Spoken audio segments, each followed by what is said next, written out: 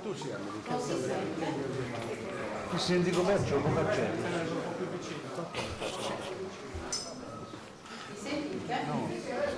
Sopra. Allora, buongiorno a tutti, io sono la coordinatrice del centro per l'impiego di ISIL, se mi permettete vorrei salutare tutti voi innanzitutto, ma in particolar modo l'assessore regionale del lavoro che è qui con noi. Devo anche salutarla a nome di tutti i colleghi del centro per l'impiego che in questo momento chiaramente non sono qui c'è una piccola rappresentanza. Abbiamo Luca, Roberto e Mario che è anche il vice sindaco del comune di Nurvi. Vorrei salutarla e ringraziarla perché quando un politico si avvicina in un territorio per vedere e sentire quello che il territorio ha da dire, questo è segno di una grande sensibilità e di una grande attenzione e quindi non posso che augurarle o augurarci insomma buon lavoro. Adesso do la parola e iniziamo insomma i lavori, do la parola al sindaco che darà insomma i saluti e ringrazierà tutti noi insomma, sicuramente per essere qui. Grazie. Naturalmente un saluto a tutti quanti presenti e ai colleghi amministratori, naturalmente all'ASPAL che ha organizzato questo incontro e naturalmente l'assessorato regionale al lavoro. In questo caso un saluto e una benvenuta all'assessore Alessandra Zedda che è sempre stata sensibile a queste tematiche, quindi insomma ci conosciamo già da tempo, quindi ha deciso di fare questo incontro a Nurri, ma ripeto, da quello che so poi ce ne saranno altri, quindi questo è importante, avere la presenza dell'assessore perché comunque è un territorio che ripeto, ha tante potenzialità, allo stesso tempo però ha anche tante difficoltà, quindi chi può essere più titolato in questo caso se non l'assessore diciamo, alle politiche del lavoro. Naturalmente, ripeto, posso dire che il nostro territorio è composto da 16 comuni che sono abbastanza variegati anche dal punto di vista orografico e chiaramente però comunque cercano di lavorare il più possibile in simbiosi, a volte ci riusciamo, a volte un po' meno, ma comunque ripeto, nell'insieme si riesce comunque a fare dei buoni lavori. Naturalmente, ripeto, è un territorio che si apre a diversi fronti. Naturalmente la vocazione principale è quella agropastorale. Nurri in particolare ha una caratteristica in più che comunque c'è una zona artigianale che comunque ci sono diverse aziende che comunque ci sono circa 100 buste paghe. Considerando 2200 abitanti oggi non è una cosa da poco, sappiamo benissimo che tenere in piedi delle partite IVA non è cosa di poco conto. Allo stesso tempo anche a livello di dati, giusto per Nurri, conta quasi 100 attività, tra le commerciali e le artigianali, insomma, è un buon numero, quindi chiaramente sono tutti aspetti che sicuramente il centro per l'impiego conosce molto ma molto più approfonditamente anche di noi. Io ripeto, non voglio aggiungere altro perché naturalmente aspettiamo diciamo, il lavoro che ci dovranno presentare, quindi naturalmente sarete tutti quanti coinvolti, in primis gli amministratori, i sindaci che comunque sono presenti, c'è il presidente della comunità montana, il sindaco di Estersivi, il sindaco di Serri, il sindaco di Nurallau, il sindaco di Escalaplano, non me ne voglio se ne ho dimenticato qualche altro, comunque ripeto, c'è una presenza anche degli amministratori locali del territorio, ecco, quindi sono stati invitati, anche se non fanno parte del centro dell'impiego di Isili, anche gli amministratori di Seui che comunque hanno fatto una scelta per spostarsi in questo territorio. Avevo anche il sindaco di Nurallau che forse non l'ho citata, scusami. Stavo dicendo, ci sono all'interno del nostro territorio dei comuni che si sono aggregati, ed Isili naturalmente, si sono aggregati ultimamente nell'ultima riforma degli enti locali che è il comune di Laconi, il comune di Seui e Genoni. non fanno parte del centro dell'impiego, però hanno manifestato, ripeto, questa volontà per avvicinarsi in toto a questo territorio.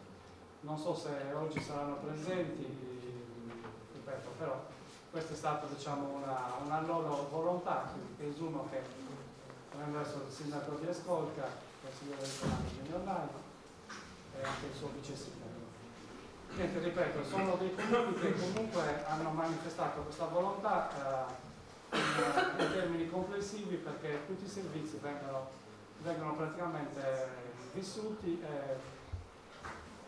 come si dice, se ne usufruisca complessivamente, perché purtroppo noi siamo anche un terreno molto ibrido, un territorio molto ibrido. Facciamo parte della vecchia provincia di Nuoro, ci siamo trasferiti volutamente alla provincia di Cagliari, oggi ci troviamo nella provincia Sud Sardegna, un po' quasi un'imposizione, però non voglio, ripeto, aprire adesso scenari che non sono occasione, diciamo, di questo incontro, però è comunque anche un'occasione per manifestarlo, perché nel momento in cui si parla di servizi, e quindi i servizi devono essere praticamente espletati in tutti i comuni del territorio. Quindi ripeto, questi 3 comuni presumo che poi faranno forse anche richiesta ufficiale perché ne facciano parte anche il centro dell'impiego di Ascolta. Non aggiungo altro, ringrazio naturalmente tutti i presenti e naturalmente ci auguriamo buon lavoro a tutti quanti.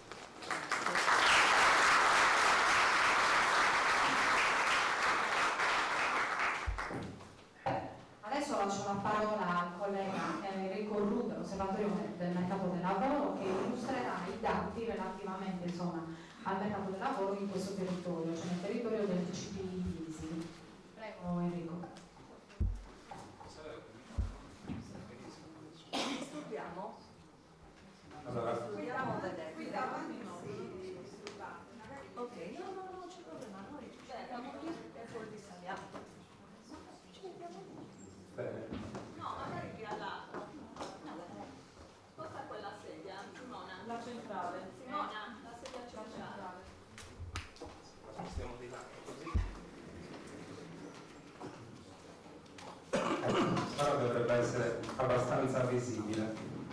Allora, buongiorno a tutti, come vi ha presentato la collega, sono Enrico Ru, faccio parte dell'Osservatorio Mercato del Lavoro dell'ASPAL e oggi andrò a presentare qualche dato sul territorio appunto del CP di Isili. Innanzitutto stiamo parlando di un territorio di 13 comuni, una popolazione complessiva di circa... si sente un po' male? Si sente ora? Forse va in conflitto con l'altro. Dobbiamo spegnere questo.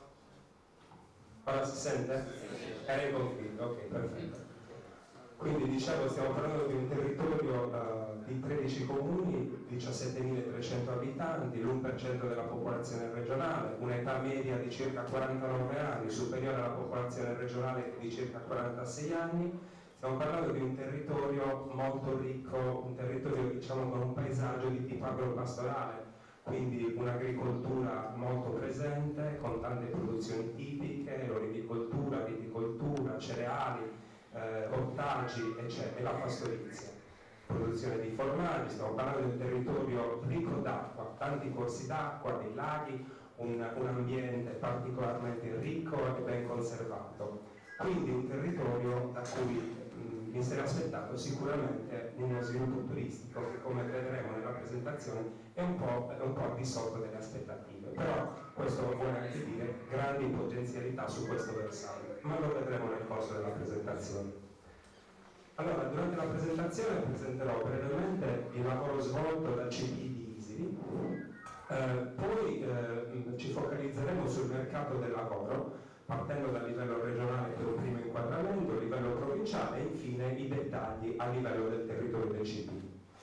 E poi infine faremo, diciamo, una breve discussione su un lavoro che stiamo facendo che riguarda appunto le professioni più richieste a livello territoriale, che secondo me è particolarmente promettente. Quindi il Centro per l'Impiego di Isili fa parte di una rete regionale di centri per l'impiego, 28 centri dell'impiego in tutto a livello. Mi sembra che si senta abbastanza male. No. Si sente bene? Ok. Quindi fa parte di una rete di 28 centri per l'impiego che attualmente sono gestite a livello regionale, quindi questo consente sicuramente un maggior coordinamento e una maggior capacità di fornire dei servizi che siano appunto i più uniformi possibili a livello regionale. Allora in questa slide vedete la mappa della Sardegna colorata di vari colori, quindi che vanno dal giallo al rosso acceso. I territori dove il rosso è più acceso sono i territori dove la percentuale di patti stipulati sul totale degli iscritti è più elevata. Quindi si tratta di CP dove è stato compiuto un passettino in più, diciamo, nel lavoro complessivo che doveva essere svolto. Ma questo non dipende solo dal CP, ma anche da altri fattori. Comunque questo è l'indicatore che stiamo presentando. Vedete che il CP visibili, questo lo vedete, diciamo, i colori più rossi sono dove sono stati stipulati più patti. Sulla destra vedete invece una tabella dove ci sono i CP ordinati per percentuale di patti stipulati sugli iscritti. Il CP ISIL si pone un po' al di sopra della media regionale, quindi ha fatto un po' meglio della media regionale. Qua vediamo che il CP ISIL negli ultimi 6 mesi ha incrementato il numero di patti del 39%, quindi un grande lavoro fatto nei primi 6 mesi del 2019. Poi possiamo anche vedere che complessivamente sono stati presi in carico 2123 cittadini e invece nel grafico di sotto possiamo vedere dalla linea tratteggiata che va dal basso verso l'alto, possiamo capire che c'è stato un incremento costante di patti stipulati nei mesi e negli anni. Possiamo vedere anche che il picco di 206 patti in un singolo mese è stato toccato nel settembre 2018. Mercato del lavoro. Partiamo dal livello regionale. Innanzitutto possiamo vedere che questo grafico ci mostra un andamento altalenante, va su e giù. Quelle è la stagionalità del mercato del lavoro, che è dovuto principalmente al settore turistico. Quindi quando il turismo raggiunge il suo picco, il mercato del lavoro regionale raggiunge il suo picco. Possiamo vedere che è un grafico che tende a salire nel tempo, quindi i picchi sono sempre più elevati, raggiungendo il massimo 626.000 occupati in Sardegna nel terzo trimestre 2018. Questo è stato un anno boom per il turismo e quindi questo ha determinato questo picco di occupati. Questi sono i disoccupati. Come possiamo vedere, anche in questo caso abbiamo un grafico altalenante che va su e giù e anche in questo caso, anche se in modo inverso, il picco viene raggiunto nel terzo trimestre 2018. Quindi il massimo degli occupati coincide con il minimo dei disoccupati. Passiamo a un livello ancora più vicino al territorio, il livello provinciale. La provincia del Sud Sardegna è una provincia nuova per cui abbiamo dati solamente a partire dal 2017, perché prima venivano considerate le vecchie 8 province.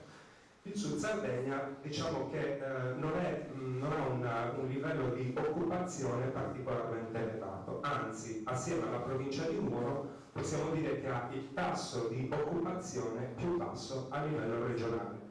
Stiamo parlando di un 46,8% nel 2017 e 51,2% nel 2018. Ma veniamo alla disoccupazione e anche alla disoccupazione giovanile. Anche la disoccupazione purtroppo presenta un tasso molto elevato in questo caso. Stiamo parlando del 21,4% nel 2017 e 17,7% nel 2018. Sono i tassi più alti tra le province sarde. Quindi stiamo parlando comunque di un fenomeno che necessita grande attenzione a livello di questo territorio. Disoccupazione giovanile ci dà un dato simile, quindi è molto elevata in questo territorio, sicuramente più elevata che a livello regionale. E passiamo infine al territorio del CP-ISI. Questi sono i dati, il grafico a barre che vedete sulla sinistra rappresenta i dati sulle assunzioni e le cessazioni, quindi sono dati del SID Sardegna, assunzioni e cessazioni negli anni. Potete vedere che in alto ci sono delle frecce verdi e delle frecce rosse. La freccia verde è una buona notizia, nel senso che gli avviamenti hanno superato le cessazioni. La freccia rossa è una cattiva notizia, perché si è verificato l'opposto. Possiamo vedere che in tutti gli anni considerati, tranne nel 2015, gli avviamenti hanno superato le cessazioni. Però possiamo anche notare che le barre celesti tendono prima a decrescere nel 2015 e nel 2016 e poi tornano a crescere leggermente nel 2017. Tutto sommato quindi c'è stata una crescita dal 2014 al 2018. E poi entriamo ancora più nel dettaglio. Vediamo come funziona la struttura economica del territorio dal punto di vista lavorativo, cioè in quali settori si assume maggiormente. Possiamo notare sulla destra che al primo posto ritroviamo i servizi domestici. È un dato che stupisce ma non troppo, i servizi domestici sono importanti anche a livello regionale, certo a livello di questo territorio sono veramente molto pesanti. Questo probabilmente è dovuto a quello che dicevamo prima, l'età media è superiore a quella regionale e quindi ci sono più anziani che hanno bisogno di assistenza e questo determina un incremento delle assunzioni. Al secondo posto troviamo istruzione, quindi la presenza di tante scuole, e il terzo settore più importante, ma direi un settore estremamente importante per questo territorio, agricoltura e pesca. Ovviamente in questo territorio si parla soprattutto di agricoltura e vediamo che è il terzo settore per numero di assunzioni nel 2018. Possiamo andare avanti. Qua invece qua facciamo un confronto tra il livello regionale e il livello locale. Quindi stiamo parlando di confrontare la Sardegna col CPI-ISI. Possiamo vedere nell'asse verticale abbiamo le classi di età, quindi cercheremo di capire in quali classi di età si assume maggiormente all'interno di questo CPI rispetto alla media regionale. E l'asse orizzontale invece sono le percentuali. Quindi la X rappresenta il CPI-ISI e il pallino blu la Sardegna. Andiamo nella prima riga, 15-24 anni. Quindi rispetto alla media regionale nel CPI di ISI si assume di meno in questa classe di età. Stessa cosa per la seconda classe di età, 25-34 anni. Si assume di meno che a livello regionale. Questo significa che in termini relativi questo territorio ha un mercato del lavoro che non è particolarmente aperto per i più giovani. Ovviamente si verifica esattamente l'opposto per le classi di età più elevate. Si tende ad assumere maggiormente a livello del CPI di ISI che rispetto alla media regionale.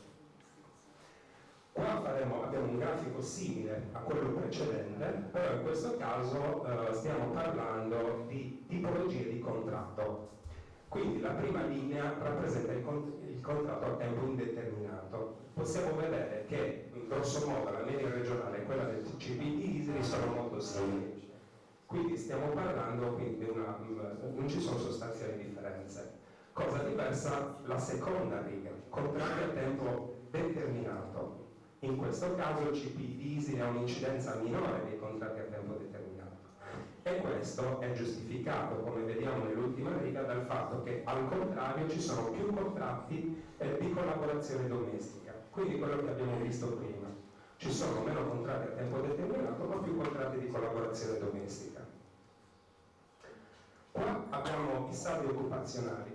Le aree verdi e verde intenso sono quelle dove sono stati più elevati. Le aree invece sul giallo o addirittura sul rosso, quelle dove sono state meno elevate o addirittura negative.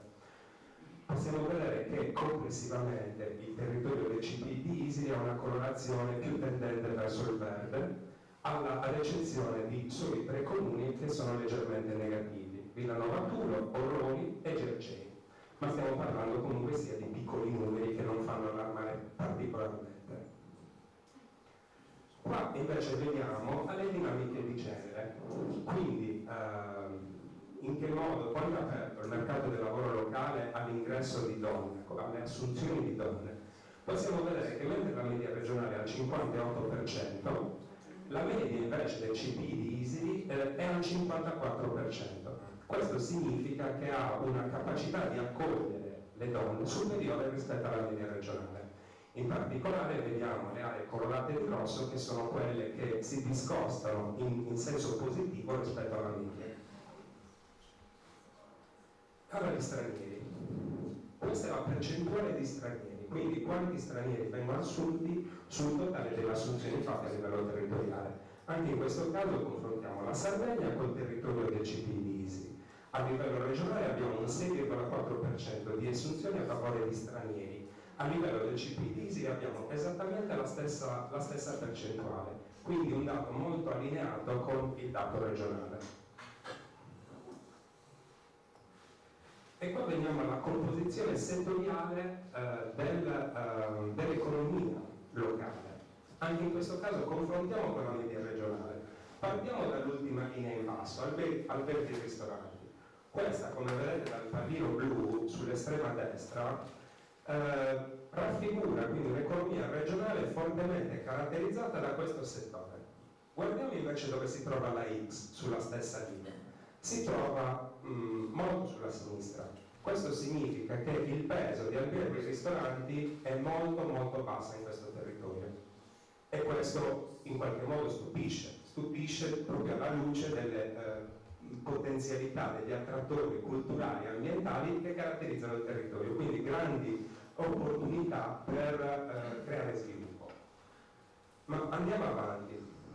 Vediamo che noleggio e servizi alle imprese è molto inferiore alla media regionale, quindi anche in questo caso un settore dei servizi vendibili, quindi non pubblici, un'incidenza molto bassa rispetto alla media regionale. Istruzione invece molto superiore alla media regionale. Servizi domestici, che come abbiamo visto anche in precedenza, rappresentano veramente il settore trainante delle assunzioni a livello di questo territorio. Praticamente i servizi domestici sono quasi a livello del turismo a livello regionale, quindi stiamo parlando di quasi il 25% delle assunzioni che avviene in questi settori. Poi se andiamo avanti vediamo che molto importante il settore di agricoltura e pesca, vediamo la X che è completamente spostata verso la destra, siamo intorno al 17%, contro una media regionale che è poco superiore al 6%, quindi una differenza veramente molto importante. Questa vabbè la saltiamo perché richiederebbe troppo tempo, poi chi vuole magari posso diffondere le slide. E qua veniamo invece all'andamento del mercato del lavoro per quanto riguarda i principali settori di questo territorio. Abbiamo preso in considerazione agricoltura e pesca, servizi domestici, alberghi e ristoranti. Qua possiamo vedere innanzitutto sulla sinistra, il grafico sulla sinistra rappresenta la Sardegna, quello sulla destra rappresenta CPI di Isili. Vediamo che per quanto riguarda la Sardegna abbiamo dei picchi particolarmente elevati per il settore verde, quindi per la linea verde. Quello sono alberghi e ristoranti, che è il settore più importante a livello regionale. Ma vediamo invece che cosa succede a livello del CPI di Isili. Vediamo una situazione molto diversa. La linea verde è quasi piatta, con dei piccoli picchi, ed è molto bassa. Quello vuol dire che ha poca importanza nel complesso dell'economia. Invece abbiamo dei picchi molto importanti per quanto riguarda la linea rossa, servizi domestici, e abbiamo dei picchi molto importanti anche per quanto riguarda agricoltura e pesca. Si tratta in tutti i casi di settori a forte stagionalità. Andiamo avanti. Questa è una slide che non riguarda in senso stretto il mercato del lavoro, ma stiamo parlando di un aspetto che avrà delle ripercussioni e ha delle ripercussioni estremamente importanti sul mercato del lavoro, il bilancio demografico. Possiamo vedere, qui abbiamo considerato in quali comuni della Sardegna dal 2011 al 2018 la popolazione è aumentata o è diminuita. Le zone verdi sono le zone dove è aumentata, le zone gialle o addirittura rosse quella dove è diminuita. Possiamo vedere che la popolazione a livello regionale aumenta soprattutto nella zona di Olbia, nella zona di Sassari, nella zona di Cagliari, un po' nell'Ogliastra. Per il resto vediamo una situazione abbastanza desolante. Vediamo tanto giallo, vediamo tanto arancio e tanto rosso. In particolare questo territorio, come potete vedere, è quasi completamente colorato di colori che vanno sull'arancio e sul rosso. Stiamo parlando di un territorio che sta perdendo una grossa fetta, che ha perso una fetta importante della sua popolazione. Complessivamente stiamo parlando di un 5,7% di perdita di popolazione. È nella parte alta del CP che stanno perdendo più popolazione. Quindi qua dobbiamo veramente riflettere su come invertire questa tendenza, anche perché questa tendenza si ripercuote sul mercato del lavoro. Qua, sempre a proposito dello spopolamento, vediamo che cosa è successo in questi anni. A livello regionale è la linea rossa, quindi è aumentata la popolazione sino al 2014, poi ha cominciato a diminuire. E oggi abbiamo un saldo, diciamo, negativo negli ultimi anni. Negli ultimi anni abbiamo perso circa 15.100 5.000 all'anno, 5.000 persone in meno all'anno a livello regionale. Invece il CP Diesel, la linea blu, è diminuito costantemente, quindi la situazione peggiore rispetto a quella regionale. Invece sulla destra, infine, vediamo le previsioni Istat su quale popolazione lavorativa, quindi 15-64 anni, sarà disponibile nei prossimi anni. Vediamo che attualmente siamo circa 1.100.000 persone in età lavorativa. Negli anni diminuiranno di circa 500.000 persone entro il 2065. Si tratta di un dato estremamente importante che determinerà cambiamenti veramente strutturali nel mercato del lavoro e nell'economia della Sardegna. Cosa possiamo fare per evitare, diciamo, che anche i più giovani se ne vadano? Perché questa è un'altra piaga ovviamente del nostro territorio. I più giovani che lasciano le aree interne e se ne vanno verso la costa, oppure lasciano la Sardegna e se ne vanno verso il resto d'Italia, oppure se ne vanno all'estero. Cosa possiamo fare per evitare che questo accada? Possiamo cercare di creare ovviamente occupazione per questi giovani, ma possiamo anche cercare di supportare le imprese locali ad avere giovani locali, nel senso che i giovani dovrebbero formarsi in quel tipo di competenze che possono essere utili a livello locale.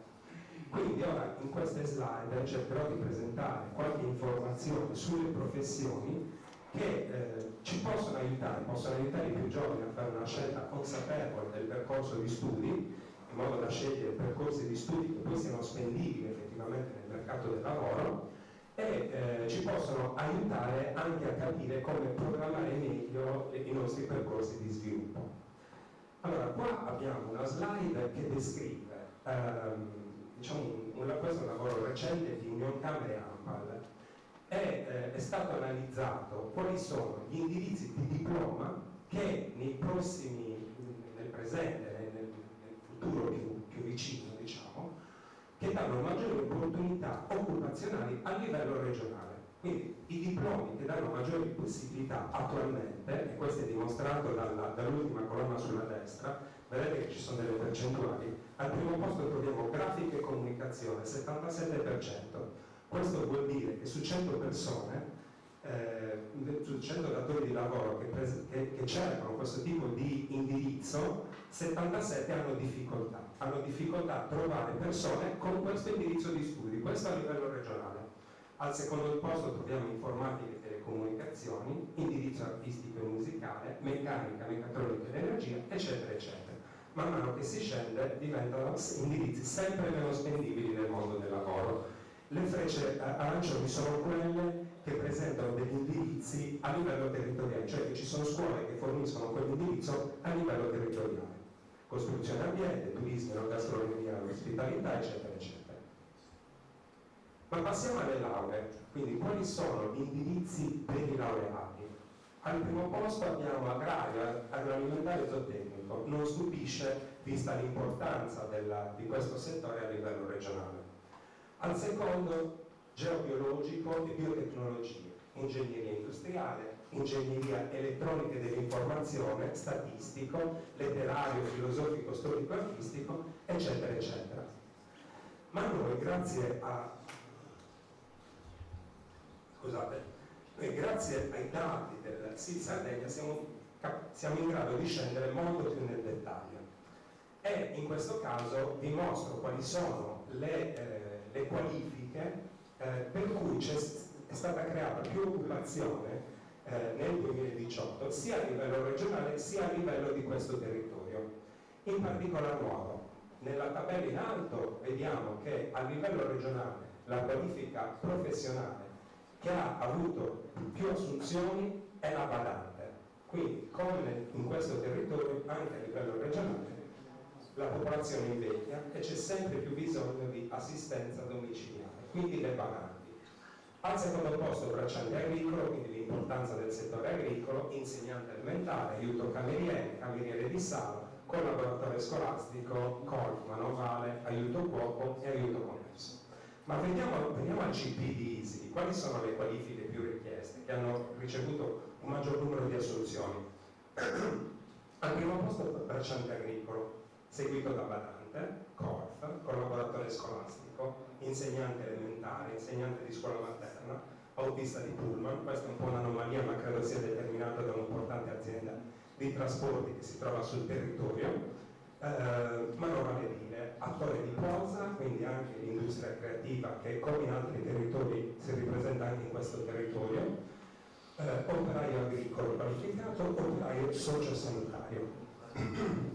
Ora facciamo un altro passo avanti per raffinare ancora di più la nostra capacità quindi di definire quali professioni sono maggiormente promettenti per un giovane o un meno giovane che entra nel mercato del lavoro. Allora, in questo caso stiamo prendendo in considerazione non solamente il numero di assunzioni, ma anche l'andamento del tempo di quella professione. Quindi una professione che ha visto una crescita costante negli anni avrà un punteggio superiore a una professione che ha visto una crescita magari a grandi numeri, però non è cresciuta. E poi abbiamo considerato anche un altro fattore molto importante, i contratti a tempo indeterminato. È vero che è importante creare lavoro, però se lavoro a tempo indeterminato, questo è sicuramente più favorevole e anche più attrattivo per i più giovani. E quindi in questo caso noi consideriamo tutti questi aspetti: numero di contratti, crescita nel tempo e presenza di un'alta percentuale di contratti a tempo indeterminato. Vediamo, per quanto riguarda i laureati, qua stiamo parlando solo di laureati, vediamo a livello regionale quali sono le professioni più promettenti. Professioni sanitarie e infermieristiche, lo vediamo sempre sui giornali che mancano gli infermieri, e infatti è una professione molto promettente. Specialisti nell'educazione e nella formazione di soggetti diversamente abili, specialisti nella gestione della pubblica amministrazione, segretari amministrativi, professori di scuola preprimaria, quindi sempre troviamo un settore pubblico che rappresenta un settore molto importante. Se andiamo ancora avanti troviamo attori che, come vi dicevo, rappresentano una novità molto interessante degli ultimi anni, perché le ritroviamo sempre nei primi posti delle classifiche, in particolare nell'area dei CP di numero raggiungono veramente un livello molto elevato, e questo significa che si sta sviluppando un'industria creativa legata anche appunto al cinema, anche al teatro, che compare anche nella nostra analisi. Farmacisti, educatori professionali, tecnici della preparazione alimentare e assistenti sociali. Veniamo più a livello di territorio di ISIN invece. Quali sono le professioni maggiormente promettenti dal punto di vista lavorativo per i laureati? Professori di scuola primaria, professori di scuola preprimaria, animatori turistici, specialisti nell'educazione e nella formazione di soggetti diversamente abili, professori ancora, farmacisti, professori, psicologi del lavoro, strumentisti e attori. Anche in questo caso abbiamo gli strumentisti e gli attori, l'industria creativa si ripropone anche in questo caso. Ma soprattutto, io parlavo con i colleghi del CP di ISI, tengo conto che non solo è importante quindi creare lavoro dipendente, ma è importante attrarre i nostri giovani per creare imprese. Mi raccontavano dei casi di successo, delle persone che sono riuscite a trovare, sono riuscite a creare una propria impresa. Ecco, a questo aspetto pensiamoci seriamente, perché sicuramente quando il lavoro non c'è bisogna crearlo e l'impresa è in grado di crearlo. Quindi io terminerei questa presentazione tirando un po' le somme. Quali sono i punti di forza e i punti di debolezza di questo territorio in base alla mia analisi? Sicuramente tra i punti di forza una forte presenza di attrattori naturalistici, foreste, corsi d'acqua, cascate, pareti rocciose, eccetera. Anche un agroalimentare di qualità, olivicoltura, viticoltura, ortaggi, formaggi, qualità della vita elevata e longevità. Ci sono tante persone di età molto avanzata, oltre centenari. Punti di debolezza: spopolamento e invecchiamento della popolazione. Questa è davvero una piaga per questo territorio. Fragilità dell'economia e del mercato del lavoro dovute a un'alta disoccupazione, insufficiente sviluppo del turismo e dei servizi, soprattutto alle imprese, insufficiente sviluppo del turismo che non è più giustificato da una mancanza di attrattori, perché gli attrattori ci sono, manca proprio le imprese che facciano turismo. E infine un'elevata dipendenza dall'agricoltura. Questo certo è un punto di forza, ma è anche un punto di debolezza, perché se tutta l'economia dipende dall'agricoltura, nel momento in cui arriva uno shock al settore agricolo, chiaramente tutta l'economia del territorio ne risente. Quindi io ho finito la mia presentazione e ringrazio dell'attenzione.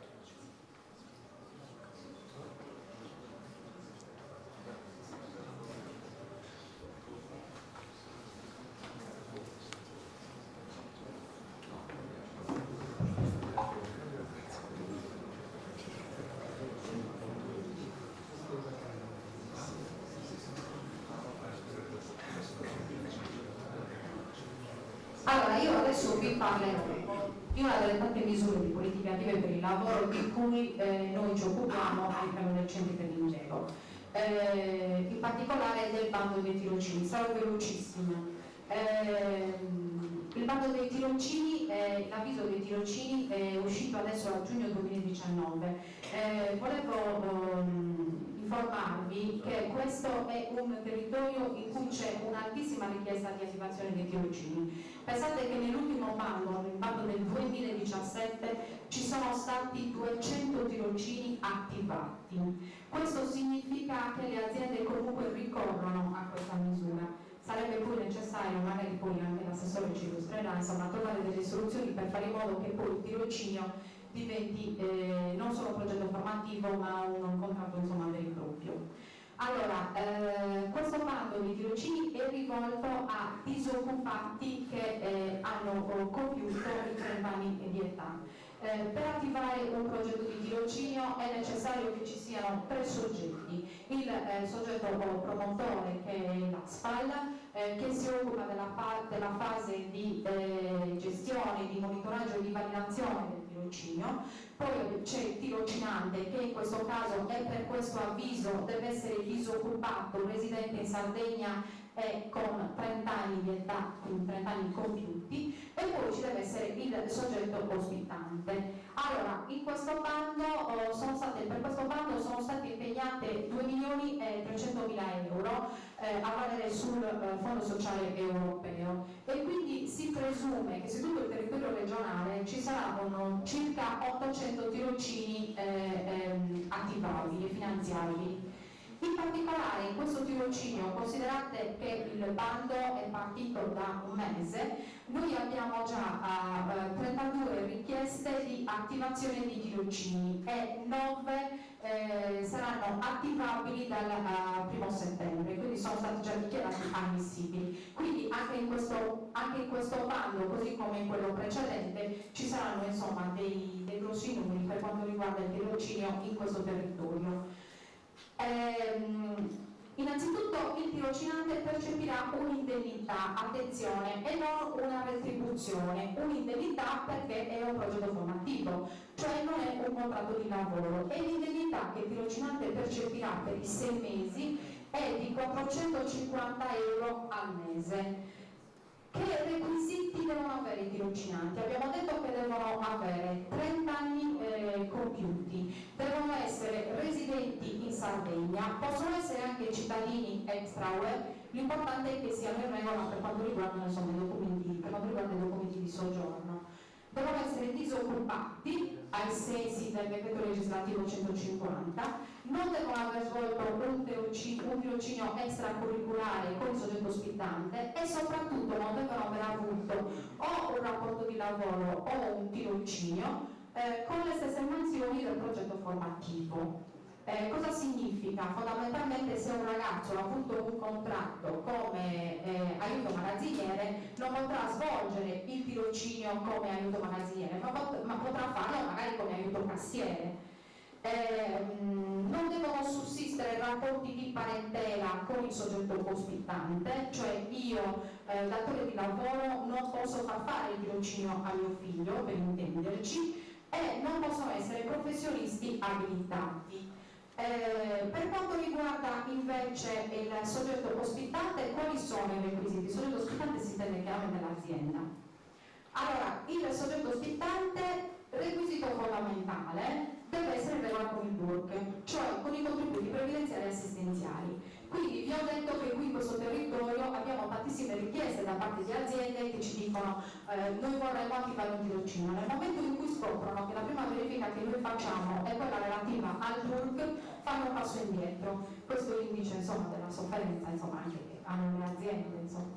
Quindi il tirocinio deve svolgersi in Sardegna presso una sede operativa. Deve essere in regola, deve essere un'azienda di tipo privato, cioè chiaramente non un ente pubblico, deve essere in regola con tutto ciò che riguarda la normativa sulla sicurezza e sulla salute insomma, dei lavoratori, non deve aver fatto dei licenziamenti nei 12 mesi precedenti all'attivazione del tirocinio e non si deve trovare nella situazione di fallimento o di amministrazione controllata.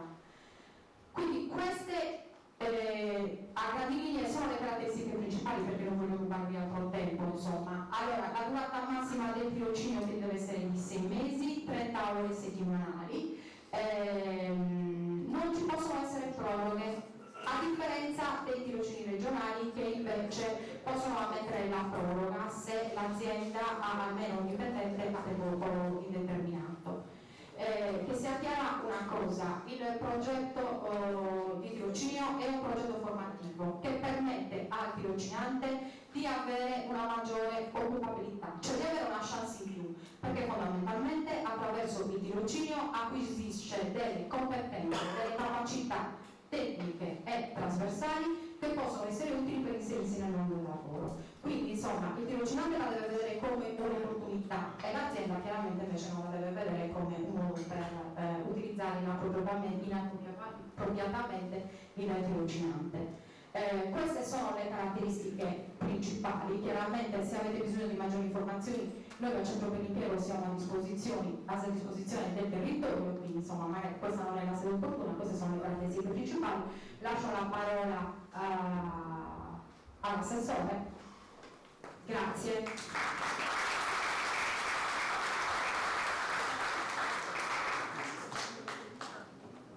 Grazie Simona, buongiorno a tutti, sono davvero contenta di poter essere qui con voi oggi. Va agli amministratori locali, quindi a tutti i sindaci presenti, ma anche chi in passato è stato amministratore. Vi devo dire che ne vedo parecchi qui e sono stati anche loro uno stimolo quando mi hanno detto ma insomma non vieni nel nostro territorio. Io lo dico da subito, voglio arrivare anche nel paese più lontano, più difficoltoso da raggiungere, più spopolato, perché credo che sia un momento straordinario dove dobbiamo davvero fare qualcosa anche di straordinario, oltre che se facessimo l'ordinario tutti i giorni non sarebbe male. Quindi vi ringrazio davvero perché siete numerosi e spero, credo che ciò che Aspal sta facendo, ma a me piace, i ragazzi lo sanno, dall'inizio ho detto basta con queste divisioni, la regione Sardegna è unica, l'assessorato del lavoro è un tutt'uno. Aspal è una grandissima realtà dove avete visto ci sono delle persone, dei coordinatori, ma anche tutti coloro che vi lavorano, che hanno voluto da subito raggiungere l'idea di squadra, che a parte per la mia vocazione sportiva credo che sia anche invece un sistema di lavoro. E infatti oggi qui non solo c'è Simona, Luca, Roberto, tutti gli amici di Isili, ma ci sono anche altri colleghi perché vogliono seguire il lavoro che stiamo facendo in tutta la Sardegna e in genere noi andiamo sempre con una squadra. Devo dirvi una cosa sui dati. I dati Enrico ve li ha presentati come un grande esperto, perché lo è davvero, ma ve li ha presentati, io dico, con la realtà, con la massima concretezza, che vuole essere quella invece proprio dell'istituzione regione, che non vi deve falsare come magari può fare anche uno studio che di volta in volta abbiamo avuto degli studi prodotti all'esterno, hanno valorizzato alcuni aspetti piuttosto che altri. No, noi dobbiamo parlare di Sardegna e dobbiamo parlare dei nostri territori, dei nostri comuni, del lavoro che c'è nei nostri territori, delle professioni, delle vocazioni. Dobbiamo parlare sostanzialmente di ciò per cui noi abbiamo vocazione nei territori, che è diversa un po' in tutta la Sardegna. Ci accomunano alcuni dati, purtroppo i negativi, che sono quelli legati allo spopolamento, sono quelli legati all'immigrazione assoluta dalla Sardegna verso, come vi ha detto Enrico, il resto d'Italia e il resto del mondo, però abbiamo anche tante qualità. E queste qualità, che sono tanto naturali, e questo territorio è la massima espressione sotto questo profilo, ma sono anche, io dico, altre capacità che hanno i sardi. E su questo faccio un esempio, perché deve essere chiaro, perché dobbiamo cercare di far combaciare ciò che siamo e che abbiamo con ciò che però sotto il profilo delle professioni sta richiedendo il mercato. Se no abbiamo perso la nostra sfida. Se noi non capiamo cosa ci sta chiedendo il resto del mondo per essere più competitivi e poter dare un calcio definitivamente alla crisi e soprattutto guardare a domani, credo che non raggiungeremo mai il nostro obiettivo. E allora devo dire che oggi la presenza dei sindaci, e faccio un saluto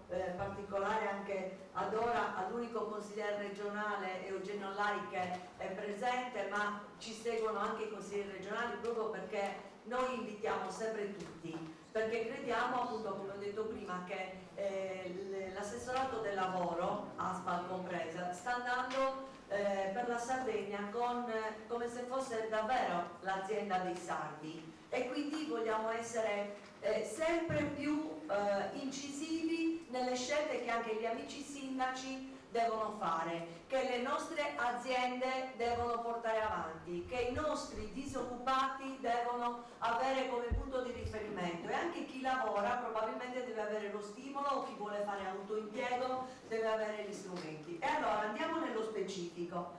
Intanto devo dire che le principali criticità che sono emerse è spopolamento, poca natalità in particolare, e quindi disoccupazione, sono le tre sfide che noi abbiamo lanciato. E allora vi dico da subito che purtroppo da un lato rientriamo nell'obiettivo 1 con la nuova programmazione comunitaria 2021-2027, ma questo ci deve far rattristare un momento, perché ci fa capire che purtroppo abbiamo degli indicatori, abbiamo dei capi infrastrutturali che sono ancora, ci rendono regione sottosviluppata d'Europa.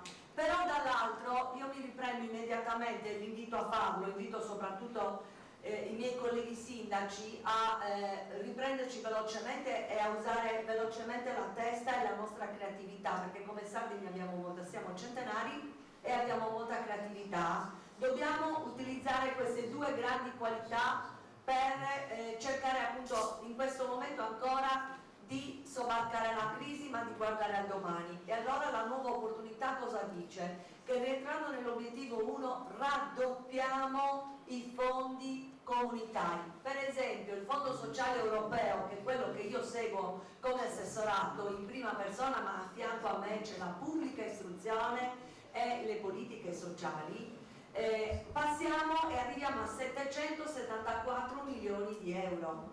Ragazzi, sono soldi.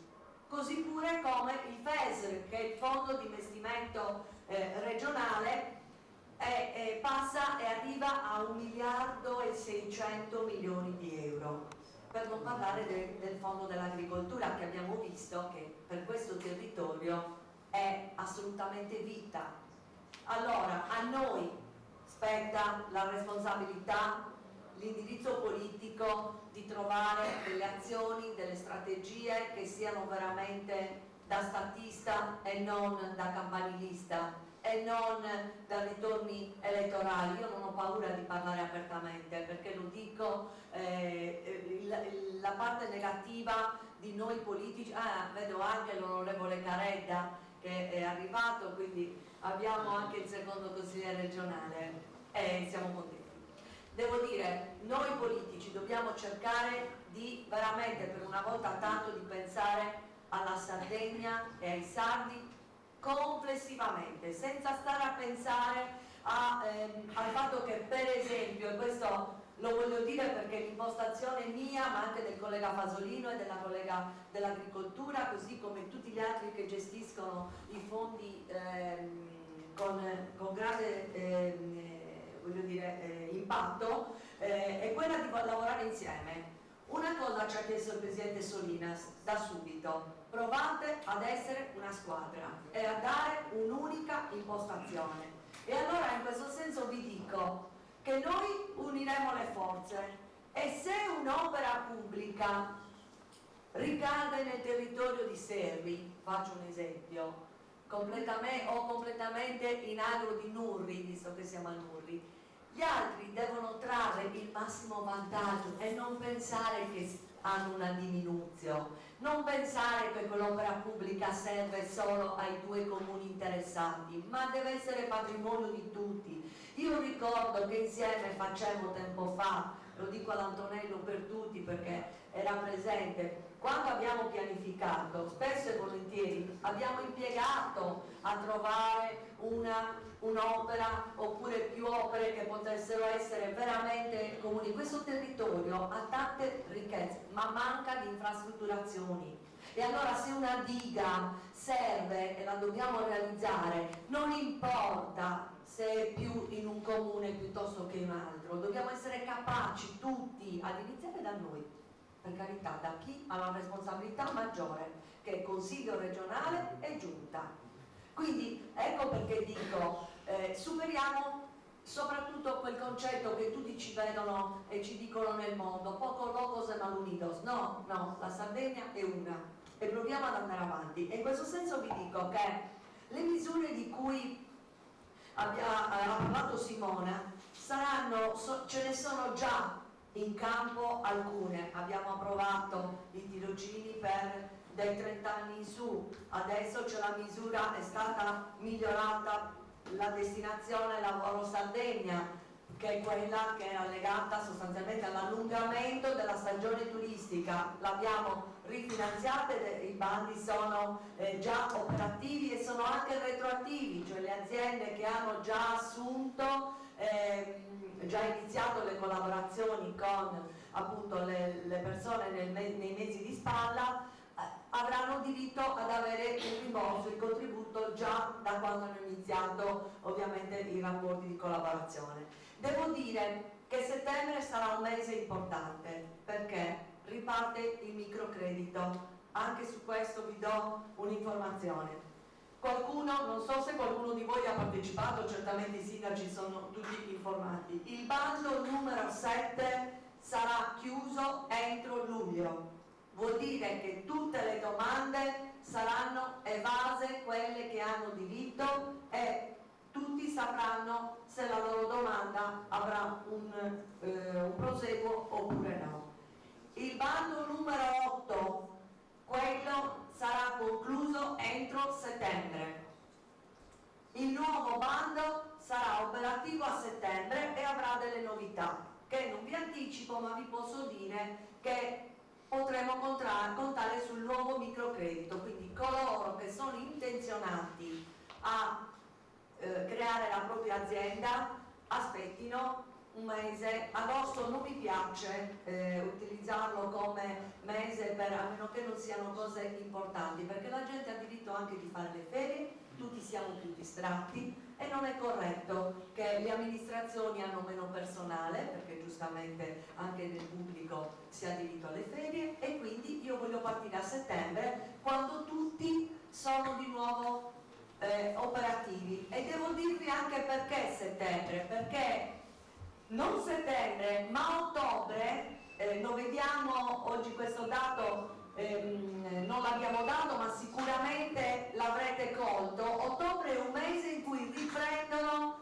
le richieste presso i centri per l'impiego, perché finiscono tante attività stagionali, e quindi ottobre-novembre riprende il movimento. Certo, in questo territorio un po' meno abbiamo visto che le strutture turistiche sono carenti, ecco, e allora anche qui con tante bellezze naturali, ma possibile che non troviamo il modo di infrastrutturare il territorio anche sotto il profilo turistico e proviamo anche con le opere pubbliche a creare davvero quella parte di PIL che può riguardare il turismo. Così pure come io dico che le analisi che noi stiamo portando avanti sono quelle anche per farci capire che in questo territorio probabilmente dobbiamo valorizzare l'attività produttiva importanti. Quindi ecco perché dove deve andare il nostro interesse. Ancora, vogliamo investire moltissimo sull'obbligo formativo, perché comunque i ragazzi sono spaventati dai 5 anni, perché comunque sembra un tempo lunghissimo, già se uno fa tutto regolarmente ha difficoltà a trovare il lavoro, figuriamoci pensare di dover studiare tanto tempo e non riuscire a trovare lavoro. Non solo, ma anche perché alcune professioni, da qui si è vinto poco, ma con tutti gli altri dati che abbiamo sappiamo che in Sardegna non abbiamo non solo informatici e persone specializzate, ma addirittura mancano i carpentieri, i saldatori, gli asfaltatori di strade, gli artigiani artistici, tutti i calzolai, tutte, anche nell'edilizia, le parti veramente artigianali, i lavori cosiddetti manuali che hanno sostanzialmente portato in alto alcuni settori importanti.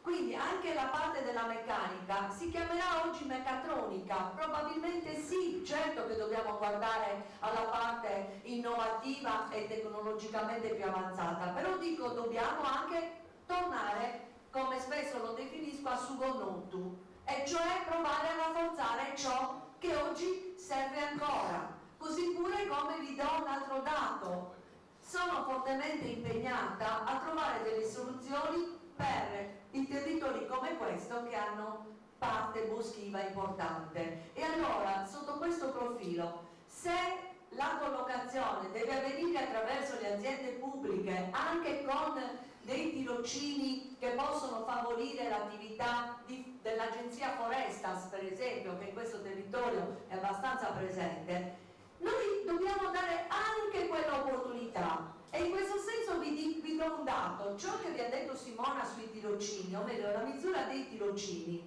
è una misura, una delle misure, perché a fianco a queste ci devono essere quelle che riguardano, come vi ho detto, l'obbligo formativo, piuttosto che la formazione, l'alta formazione. Non solo, dobbiamo tagliare il costo del lavoro. Oggi abbiamo capito che le aziende sono incentivate all'assunzione, è vero, per il tempo determinato, ma qualcuno riesce anche a trasformare i contratti, noi dobbiamo aiutarle e quindi abbattiamo il costo del lavoro e noi lo faremo. A settembre esce la misura complessiva e vi dirò di più, non abbiamo neanche problemi, ci stiamo impegnando per tagliare il costo del lavoro anche degli assunti. Qualcuno, poi dobbiamo ingegnarci, perché io mi occupo soprattutto di Fondo Sociale Europeo e l'Unione Europea mi dice lo devi applicare con un principio fondamentale, quello di dare un valore aggiunto, e devi stare attenta che quel valore aggiunto non si trasformi in aiuto di Stato per le imprese, ok?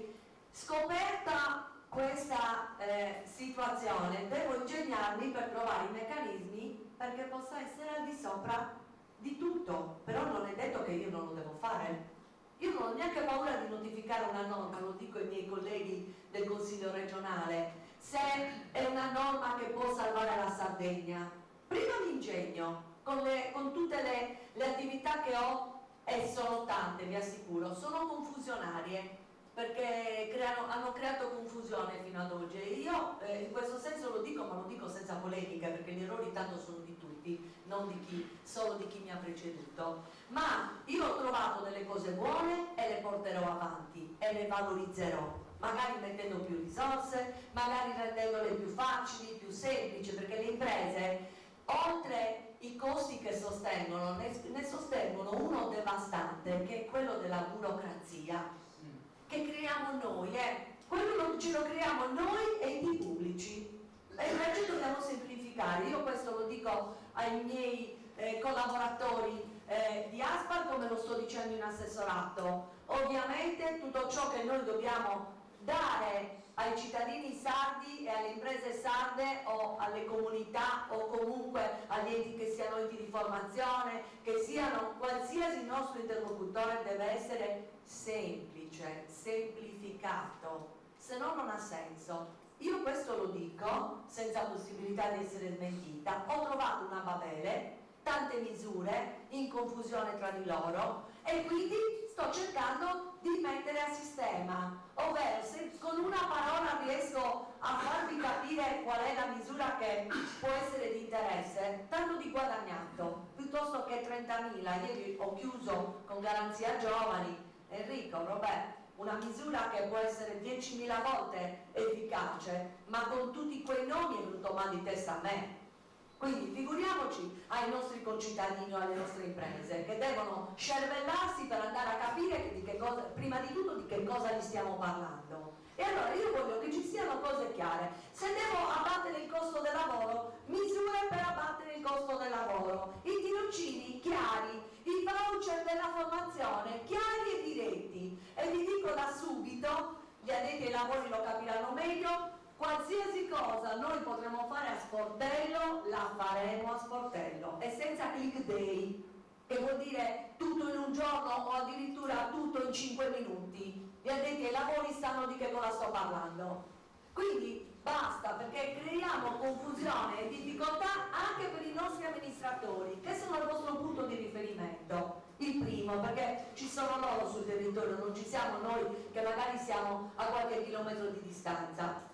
Quindi il mio impegno, con l'aiuto veramente di ASPAL e dell'assessorato in generale, sarà quello di poter arrivare a dare e a trasmettere quello che abbiamo, perché è dei sardi, non deve restare via San Simone o a Sant'Agilla come qualcuno lo conosce, o in via Roma, no, deve arrivare al più lontano, al più bisognoso, al più in difficoltà della nostra regione. E poi quello che occorre invece per potenziare chi già sa camminare con le proprie gambe arriverà lo stesso.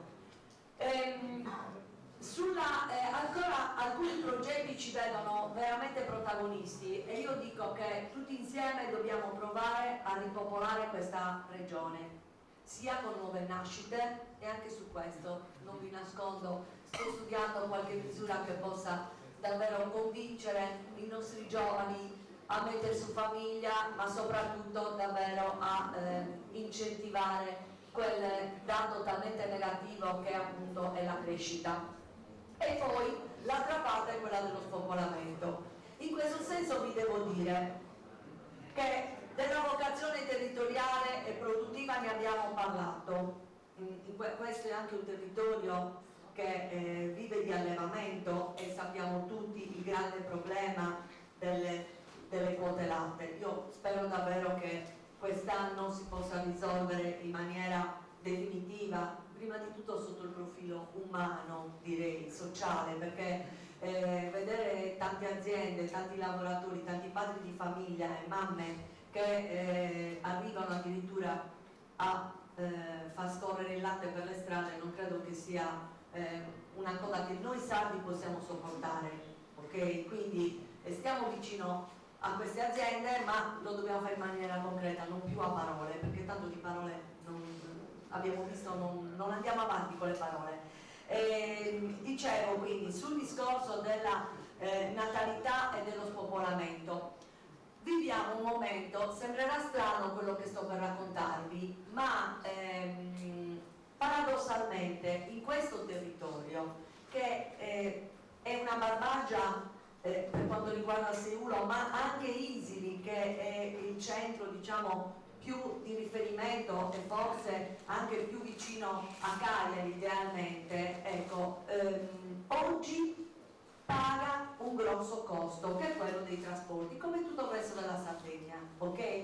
Invece vi devo dire che con le nuove tecnologie, con l'innovazione, con le reti, noi dobbiamo davvero ingegnarci per intercettare quelle future professioni e quei settori che sono abbinati anche a Sugonnutu, che ci fanno abbattere automaticamente questo costo enorme che noi come Sardegna sopportiamo, sia sotto il profilo passeggeri che sotto il profilo merci. E allora l'innovazione deve servirci con le nuove professioni, l'ICT, la cyber security, la digitalizzazione, sono tutte professioni che devono essere parte integrante anche dei territori più io dico più difficili da raggiungere, proprio perché mancano alcune parti importanti di infrastrutturazione. La rete arriva ovunque nel mondo e allora ingegniamoci per potenziare questi aspetti, perché i sardi, io vorrei ricordarlo a me per prima, che internet nasce in Sardegna,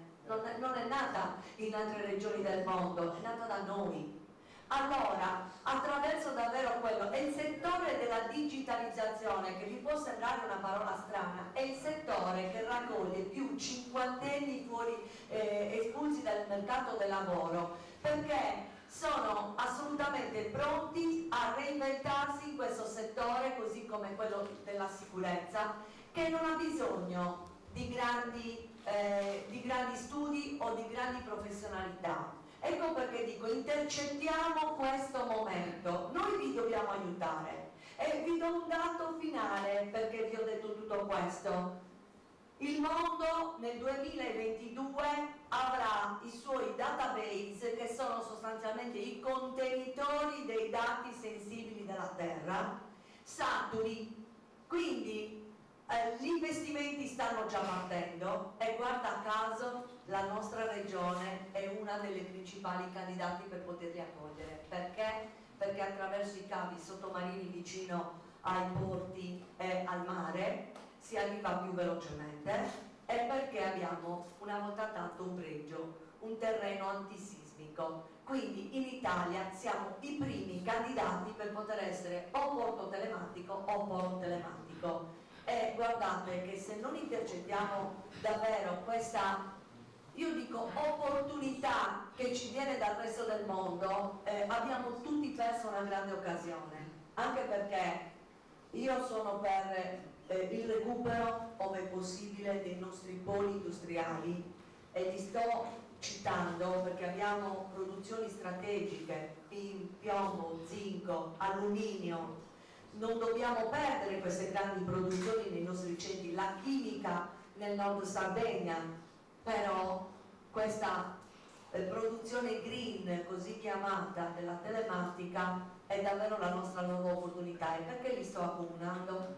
Perché gli assunti, il numero dei lavoratori a disposizione ha i numeri dell'industria, della grande industria. Ecco perché dobbiamo davvero essere pronti a questa nuova sfida.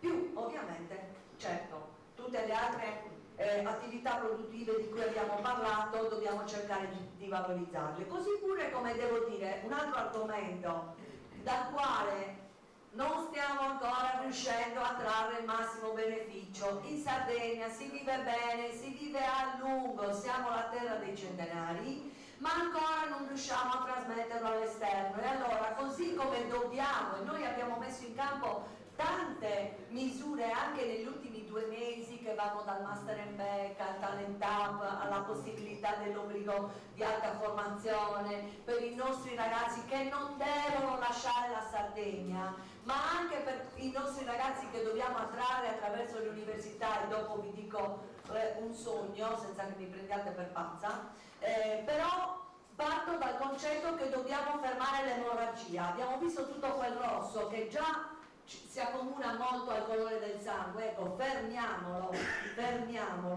E abbiamo 2 modi per farlo. Il primo è veramente cercare di migliorare la vita ancora di più e valorizzare il nostro clima e la nostra alimentazione. Un altro degli aspetti è quello di riuscire tutti insieme, quindi anche chi, Enrico vi ha dato degli spunti per le nuove attività produttive, per chi vuole fare autoimpiego, per le aziende esistenti, produciamo lavoro e valore non delocalizzabile. ovvero un lavoro che viene valorizzato perché è in Sardegna e perché nessuno lo può fare come noi. E guardate, rifletteteci, pensateci, ma noi di queste attività produttive ne abbiamo tante, che siano dell'ingegno o che siano materiali. Ecco perché è un momento importante, io lo dico, ma lo dico anche un po' col cappio al collo per quanto riguarda i fondi comunitari. Guardate, cosa dobbiamo fare per riavere tanti soldi? Cioè sprofondare ancora di più? No, perché non ce ne sono di più e di diversi, questa è l'ultima occasione. Amici sindaci, davvero, ingegniamoci tutti, dateci stimoli, adesso ci confronteremo, io vi ascolterò con grande interesse, però la sfida è di tutti e non c'è colore politico e non ci sono maggioranze e minoranze, ci sono i sardi, per questa volta mettiamo avanti a tutti i sardi e smettiamola. Cerchiamo di darci un contributo tutti i giorni perché abbiamo delle soluzioni, io lo dico, e se non ci riusciamo abbiamo fallito e allora i nostri concittadini hanno tutto il diritto davvero di non darci mai più il consenso e forse dovrebbe venire anche da noi che se non ci riusciamo lasciamo spazio agli altri per una buona volta. Voglio aggiungere solamente un altro aspetto che credo possa essere importante anche questo. Abbiamo detto il discorso sulla sovranità. Noi in tutti questi anni abbiamo sentito parlare di autonomia, di specialità e di sovranità. Io credo che siano delle grandi belle parole e allora certo che lottiamo per l'insularità. Ieri il Presidente Solinas è riuscito a portarla come argomento centrale nella conferenza Stato-Regioni e non è poco, è la prima volta dopo tanto tempo che arriva come primo argomento e viene recepito anche dagli altri. Voi sapete anche la battaglia dell'autonomia che sta avvenendo a livello nazionale, no? Ecco, di altre regioni. Allora, guardate che noi ce l'abbiamo già le condizioni per poter essere autonomi, speciali, ma io dico sovrani. E sovrani non si dice a parole, si dice se riusciamo tutti insieme a chiudere i cicli importanti della vita, alimentazione, rifiuti, acqua, ok? Sono molto importanti, pensiamoci, più saremo in grado di farli in autonomia all'interno della regione Sardegna, più saremo sovrani col resto del mondo. Ora un sogno, con l'assessore Biancareddu stiamo cercando di andare in quella direzione, di essere sempre più qualificati, autonomi e sovrani. E allora dico, buttiamo il cuore oltre l'ostacolo. I dati ci stanno dicendo che la Sardegna è pronta per l'industria creativa. L'industria creativa vuol dire però avere una filiera che si può realizzare in Sardegna. E allora io dico, sto lavorando ad un grande progetto che è quello di poter avere una filiera dell'industria creativa che nasce anche con una nuova facoltà che contempla il cinema, spettacolo, il teatro e il design e la fotografia. Metteteli insieme e pensate che cos'altro possono sviluppare.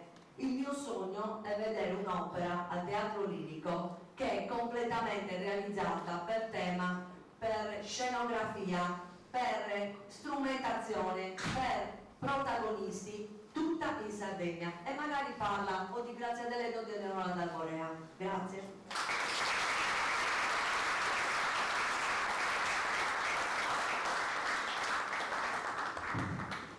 Allora, adesso dichiariamo l'apertura dei lavori, quindi se c'è qualcuno del pubblico che vuole intervenire.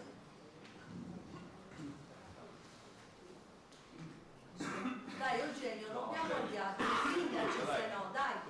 Prove.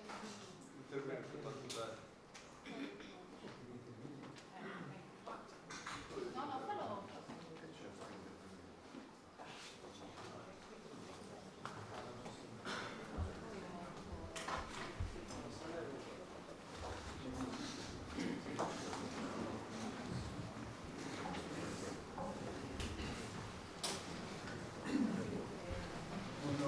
Saluto a tutti i presenti, veramente numerosi. Fa piacere notare un'ampia presenza anche degli amministratori locali, più numerosi oggi di ieri in comunità montana. Grazie Assessori di essere qui a noi, di averci portato una serie di novità, però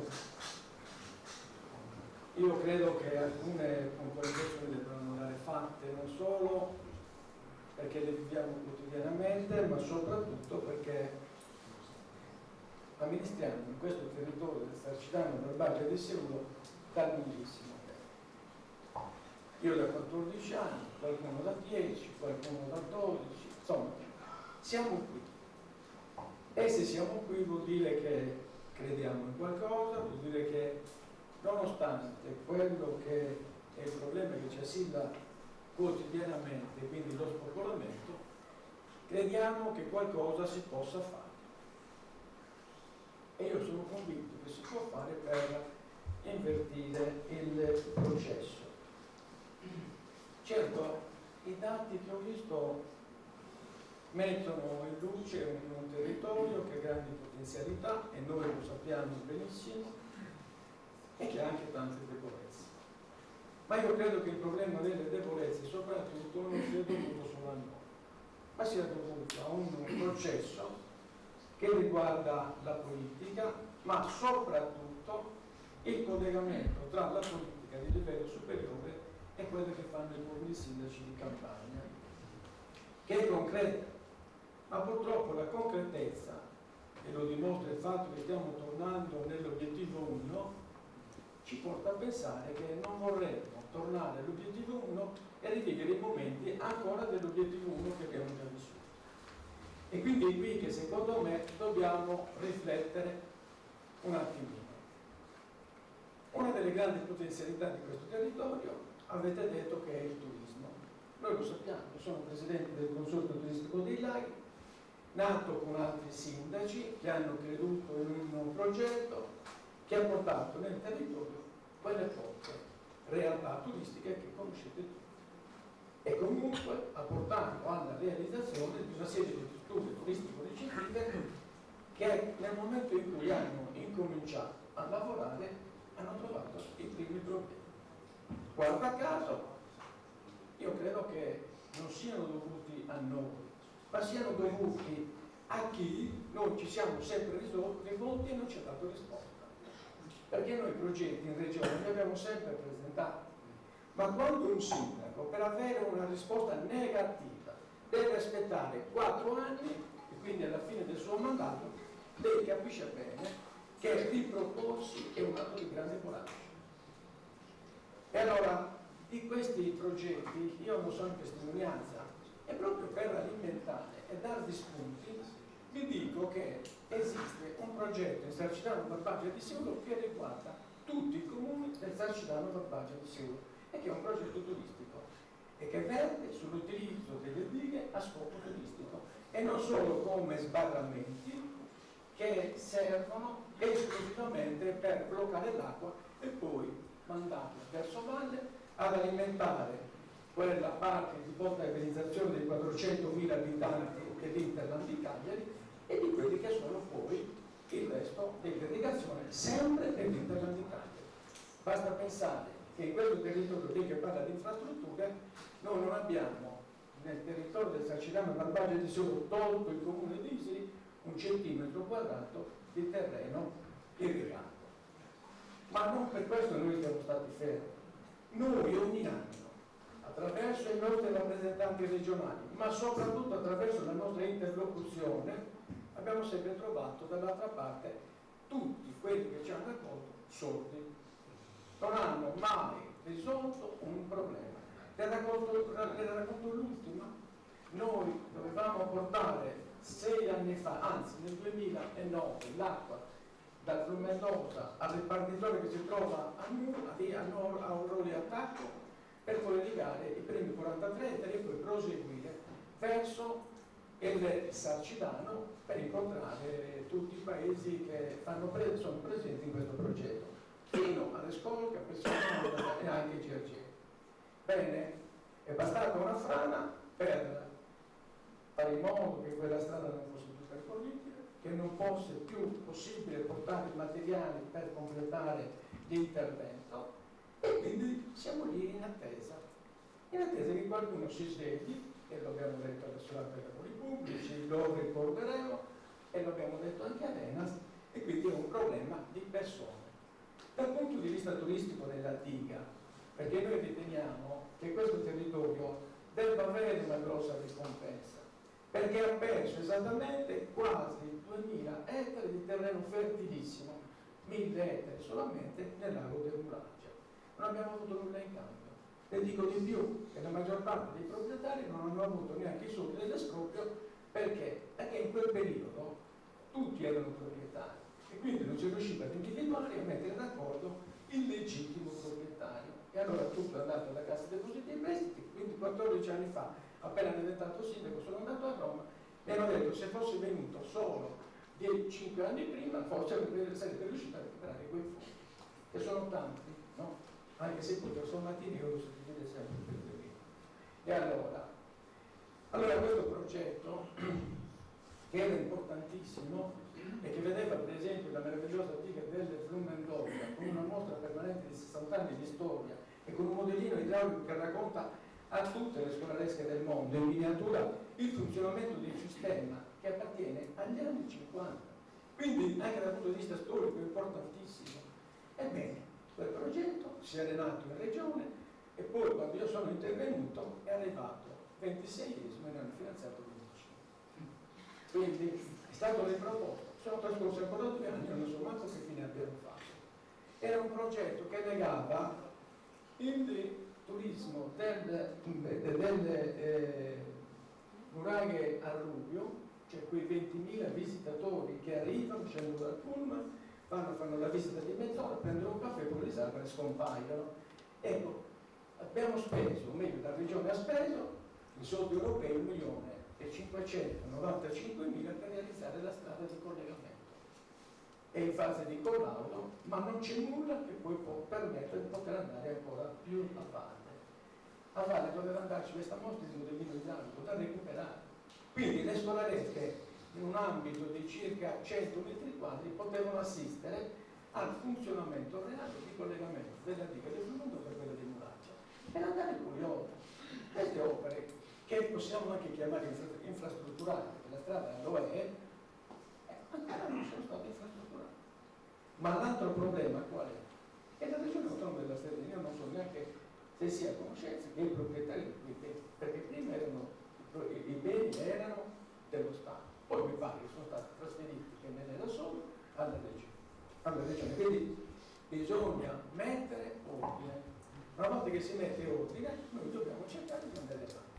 Io ho trovato solidarietà nell'amministrazione regionale precedente, ma non mi ha potuto concretizzare alcuni dati per un semplice fatto che all'interno degli uffici, torniamo sempre al solito discorso, non abbiamo nulla segnato nel nostro demanio. Non credo che debba segnare l'assessore nel demanio, non credo che in un comune io, nel mio per esempio, non sono mai andato a segnare degli annali, lo fanno i funzionari, io lo dico e osservo che poi gli altri lo facciano.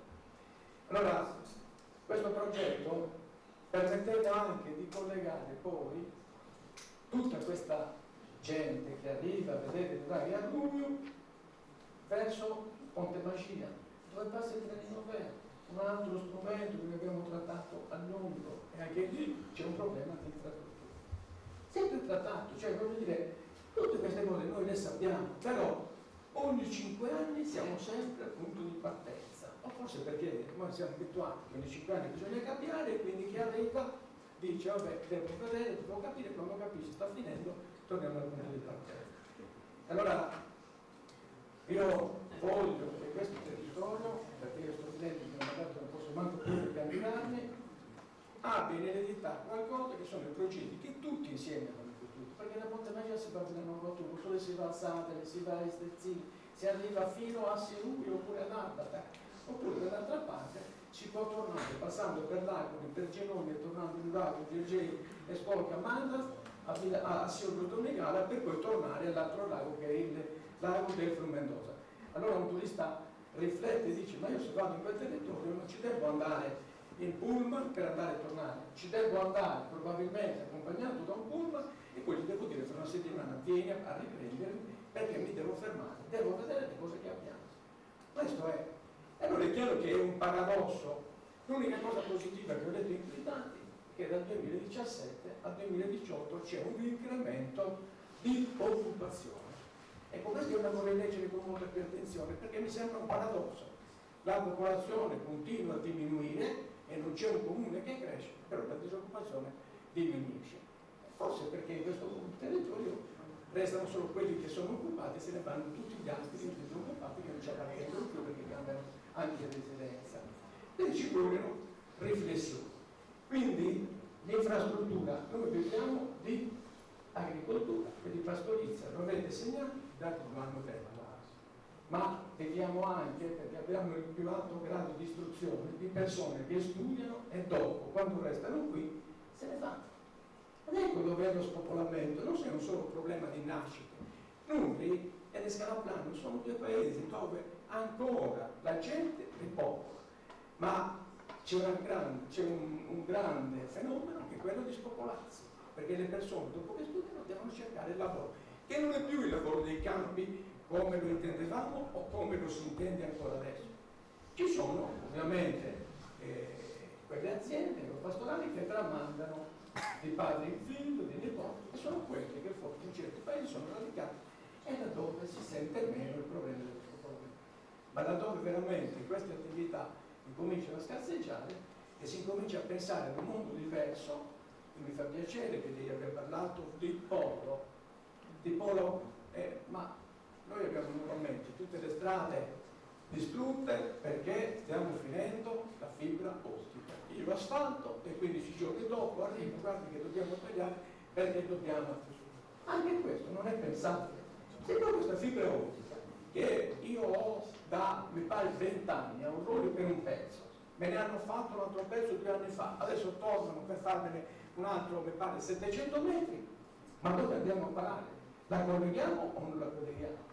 Perché uno degli aspetti che porto con molto interesse è il telelavoro.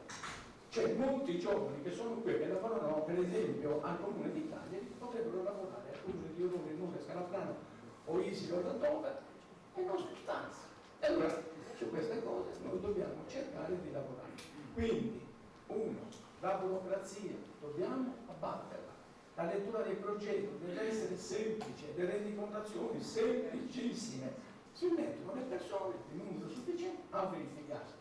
Non è pensabile che poi da qui a verificare stiamo ancora aspettando i soldi, siamo già molti e dopo ci richiedono anche indietro quelli che ci hanno già dato. Allora, Assessore, nelle sue parole intraprese ho detto tante cose interessanti, io vi auguro un buon lavoro e spero che questo sia lo spunto per continuare.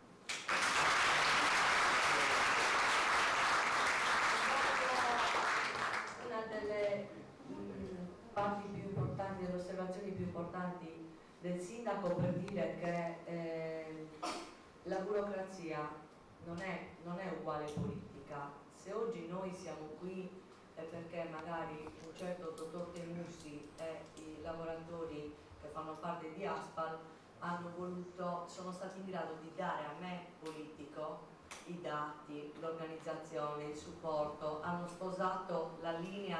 Quando io ho detto dobbiamo arrivare da tutti, nessuno ha detto no, anzi tutti si sono impegnati, quindi la parte della burocrazia la possiamo sconfiggere solo se la parte amministrativa e chi ha la responsabilità politica e l'indirizzo si sposano, diversamente non arriviamo da nessuna parte.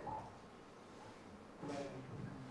Possiamo anche aggiungere che comunque tutti gli assessorati devono dialogare tra di loro, perché altrimenti si rischia veramente che lanciamo tante belle idee, belle proposte e poi si finisce che poi l'altro non lo recepisce perché magari non sono molto in collegamento. Chi vuole intervenire? Il sindaco di Scalaplano?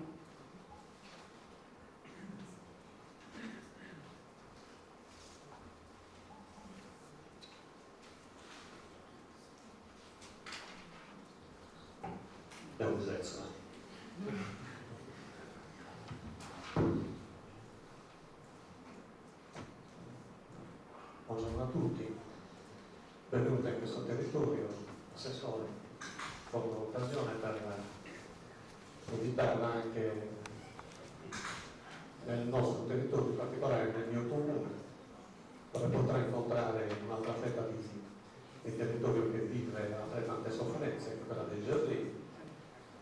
Poi non potrei obiettare perché non è fuori dei Gerlini, è Scalaplano che è a nord dei Gerlini.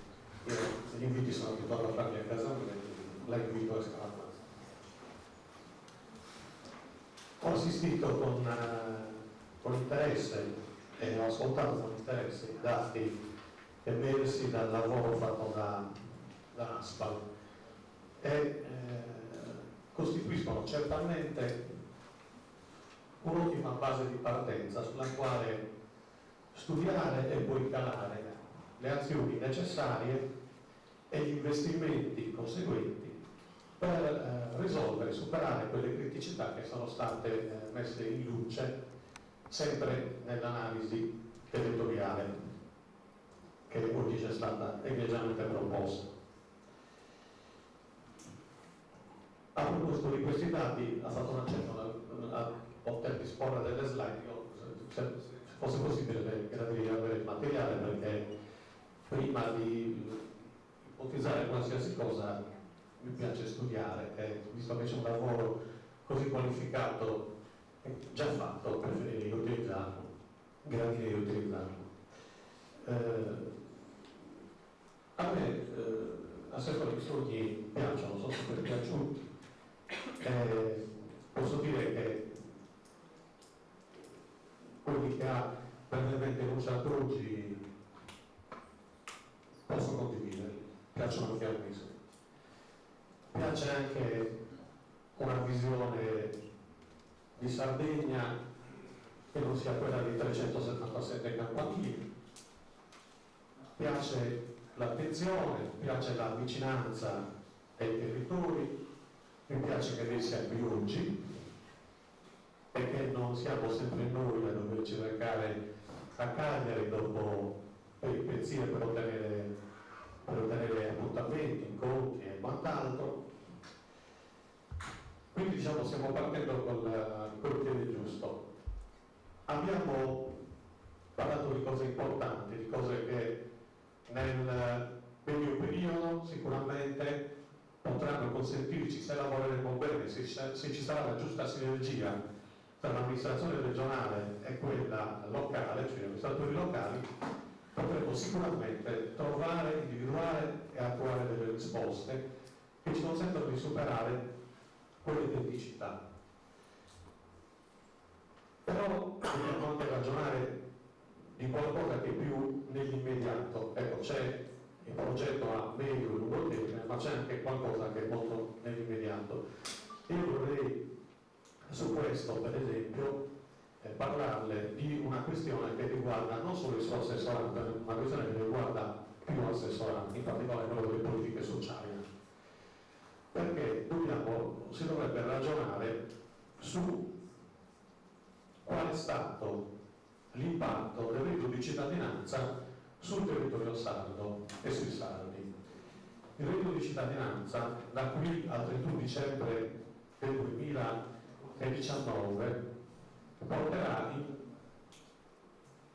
all'utilizzo di risorse statali per circa 213 milioni di euro, interessando una platea di beneficiari che potrebbero essere tra i 40 e i 50 mila soggetti. Il reddito di cittadinanza si sovrappone, per certi versi si potrebbe intersecare, creando le giuste connessioni, con il REIS, la misura regionale che ha anticipato il reddito di inclusione. Il REIS nel 2018 ha richiesto un impegno finanziario di 45 milioni di euro, intercettando più o meno 27.000 beneficiari. Ora, è abbastanza agevole intuire che i 27.000 beneficiari in larghissima parte sono dentro i 40-50 mila del reddito di cittadinanza. Ciò significa che con le risorse statali noi stiamo liberando 45 milioni di risorse regionali. Detto questo, bisognerebbe iniziare a ragionare molto velocemente su cosa farne di questi 45 milioni di euro, posto che vanno utilizzati e non distolti, possibilmente per le stesse finalità, magari aggiungendo un livello di gradimento in più anche sia da parte di nostra come amministratori, sia da parte di chi è in cerca di un lavoro, di uno sbocco professionale. Premesso che salverei la legge sul RAIS, la legge istitutiva sul RAIS, e casomai le sto suggerendo un'idea adesso, non sto dicendo qual è il mio punto di vista sull'utilizzo di 45 milioni di euro, perché mi pare che sia stata questa la ragione dell'incontro. Io utilizzerei questi 45 milioni di euro sempre per fare politica attiva del lavoro, cioè modificherei la legge istitutiva del RAIS rendendola adatta a offrire occasioni di lavoro e approfittando o cogliendo tutti gli indicatori che sono emersi dallo studio proposto oggi, una modifica alla legge del RAIS potrebbe individuare un target o più target di possibili beneficiari, o addirittura ci potrebbe indicare quali sono i territori nei quali più che in altri occorre che vengano investiti questi 45 milioni di euro e quindi dare risposte non in termini di sostegno come diciamo così avveniva con RAIS e come continua ad avvenire con il reddito di cittadinanza, ma con lavoro vero, lavoro concreto, che è anche potrebbe rispondere anche a quell'esigenza di qualificare o di riqualificare le persone che sono uscite o fuoriuscite dal mondo del lavoro, persone che possono aver superato una certa soglia di età e difficilmente possono essere reinserite se non riqualificate. Ecco. E questa è una misura sulla quale bisogna ragionare perché sono risorse disponibili subito, spendibili subito e darebbero veramente respiro soprattutto a territori come il nostro.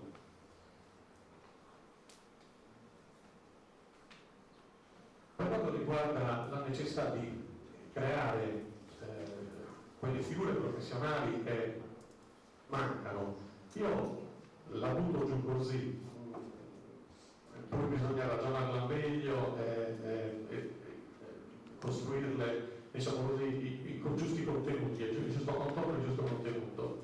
Ma forse è tempo di pensare a una scuola sarda dei mestieri, cioè uscire dalla logica della formazione professionale fatta in modo magari sporadico, con enti di formazione che nascono, si costituiscono e poi dopo qualche anno spariscono, spesso lasciando sui territori persone o non formate o formate non con le professionalità necessarie. Certo che dipende molto dalla programmazione sulla formazione, ma molto dipende anche dal soggetto attuatore. Una scuola sarda dei mestieri potrebbe ragionevolmente creare in modo mirato e anche diversificato nel territorio regionale quelle professionalità che risultano essere oggi mancanti. Un invito che rivolgo a lei, così come ho fatto ad altri suoi colleghi che ho avuto modo di incontrare, è quello di ragionare appunto in sintonia fra assessorati, proponendo delle azioni che vanno ad interessare i diversi assessorati e a calarsi poi nel territorio nel modo più diciamo così incisivo possibile, senza possibilmente ripetere esperienze che sembravano anche entusiasmanti e diciamo così coinvolgenti rispetto a noi amministratori del territorio in generale, ma che poi non hanno portato alcun frutto. Mi riferisco cabine di regia istituite presso il Centro regionale di programmazione, quant'altro che poi di fatto non hanno portato i risultati e i frutti speranti. Ecco, un po' più di concretezza, un po' più di decisività, il coinvolgimento ci deve essere, noi amministratori non ci tireremo sicuramente indietro con le nostre idee, con la nostra progettualità, con la nostra capacità di coinvolgere anche i soggetti privati nelle varie iniziative. Grazie. Grazie signori. Vorrei intervenire il presidente del GAL, Società Malvagia di Stella.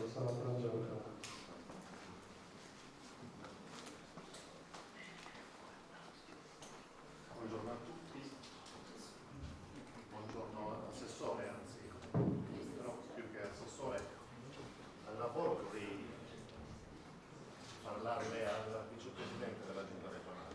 Così sempre. Vorrei parlare al vicepresidente della giunta regionale e siccome qualcuno qui ha detto, anzi il sindaco di Lodoro, presidente della comunità montana, ha detto che a far politica nel territorio ci si appassiona, ci siamo alcuni anni e poi è vero, ci mandano a casa, qualche volta ritornano, come dire, e spesso ritornano perché mi pare che anche lei assessore non sia, come dire, di passi piedi di primo premio politica, ma insomma un po' di politica. Non mi hanno ancora mandato a casa, di politica ne ha masticato. E sono le 3 o 4 caposaldi sui quali, come dire, concentrarci. E sui 3 o 4 capesaldi sui quali bisogna concentrarci, io forse per quello che faccio, insomma, come presidente del GAL, mi verrebbe voglia di dire pensiamo un attimo all'agricoltura. E lo dico anche in ragione non tanto del PSR che è in attuazione adesso, PSR 2014-2020, siamo al 2019 e forse non abbiamo speso neanche il 10-20% di queste risorse perché speriamo sempre che ci salvi l'N+3, in questo caso prima l'N+2. Lo dico in ragione del fatto che alcune regioni italiane stanno già iniziando a pensare al PSR 2020-2026. E vedete, io sfido i consiglieri regionali, quelli che ci sono adesso, ma anche vedo Vincenzo De Montis, che c'è in sala, che è stato consigliere regionale prima, ma anche tutti quanti i consiglieri regionali, sfido a dire se hanno visto il piano di sviluppo rurale prima che fosse editato dalla giunta regionale. Non è mai passato, non dico in consiglio regionale, ma neanche nelle commissioni, agricoltura, programmazione, eccetera. Noi non possiamo pensare più che un piano di sviluppo rurale debba essere studiato a tavolino da 10-20 persone sedute nelle stanze dove gli appartenenti al mondo agricolo non ci sono, perché lì ci sono universitari, e mi passino il termine, ma di universitari forse bene che vadano all'università e insegnino piuttosto che si occupino veramente della cosa pubblica. Ci sono alcune associazioni di categoria e il mondo agricolo non è presente, le istanze dell'agricoltura non è presente, eppure basterebbe così dire veramente così poco. Perché oggi abbiamo visto dei dati particolarmente tagliati, minimizzati, ma se andiamo a vedere la nostra cara Sardegna e se la percorriamo di lungo in largo, da Sassari verso Cagliari, da Olbia fino a Valghero, da Tortolì fino a Oristano, vedremo che ormai la maggior parte della nostra Sardegna non è coltivata, è abbandonata, come dire, a se stessa. Ma se è abbandonata a se stesso non è un caso, non è perché di colpo abbiamo smesso di produrre, perché quelli che stanno producendo producono anche prodotti di altissima qualità, che è quello, come dire, che vuole il mercato. È perché è antieconomico farlo, è perché i prezzi del mondo agricolo non sono, come dire, dettati da chi produce, ma sono dettati da chi commercializza. È come dire il signor Samsung o il signor iPhone, che il prezzo dell'iPhone e il prezzo del Samsung devo farlo io come utente che vado a comprarlo, invece il prezzo del Samsung non lo impone il signor Samsung. E chi fa politica ad alti livelli deve favorire queste politiche, deve favorire le politiche che chi produce deve fare il prezzo, deve essere messo nelle condizioni per poter fare questo. E forse non assisteremo a quelle immagini drammatiche, come lei le ha definite, di quelle madri che sversano il latte per strada o di quei padri, come dire, che a un certo punto viene quasi voglia di dire che il grano non lo raccolgono perché è antieconomico raccoglierlo. E allora, se questo è vero, verrebbe voglia di dire: perché non si pensa sul serio a una nuova forma di partecipazione per la costruzione del piano strutturale, che è fondamentale nelle nostre parti, è fondamentale, è il pane e il vino di tutti quanti noi, e non soltanto in senso fisico, anche nel senso, come dire, molto materiale da questo punto di vista. Vede, io sono presidente di un GAL, e il nostro GAL, forse non per merito mio ma per merito di tutti quanti gli altri, è considerato uno dei migliori GAL in Sardegna. Nella programmazione ultima è stato preso 99 punti su 100, matematicamente impossibile prendere 100. Se mi si dice oggi, a distanza di 4 anni, quanto noi di queste risorse abbiamo impegnato, mi vergogno di dire che abbiamo impegnato 0, anzi ci siamo mangiati anche il capitale sociale, perché nel frattempo abbiamo dovuto tenere in piedi le spese di funzionamento di questo GAL. Vi racconto un aneddoto di cui, come dire, mi vergogno molto. Fui chiamato tempo fa dall'assessore all'agricoltura, che allora è anche un amico, per chiedermi cosa avrebbe potuto fare per far partire e far funzionare il GAL in Sardegna.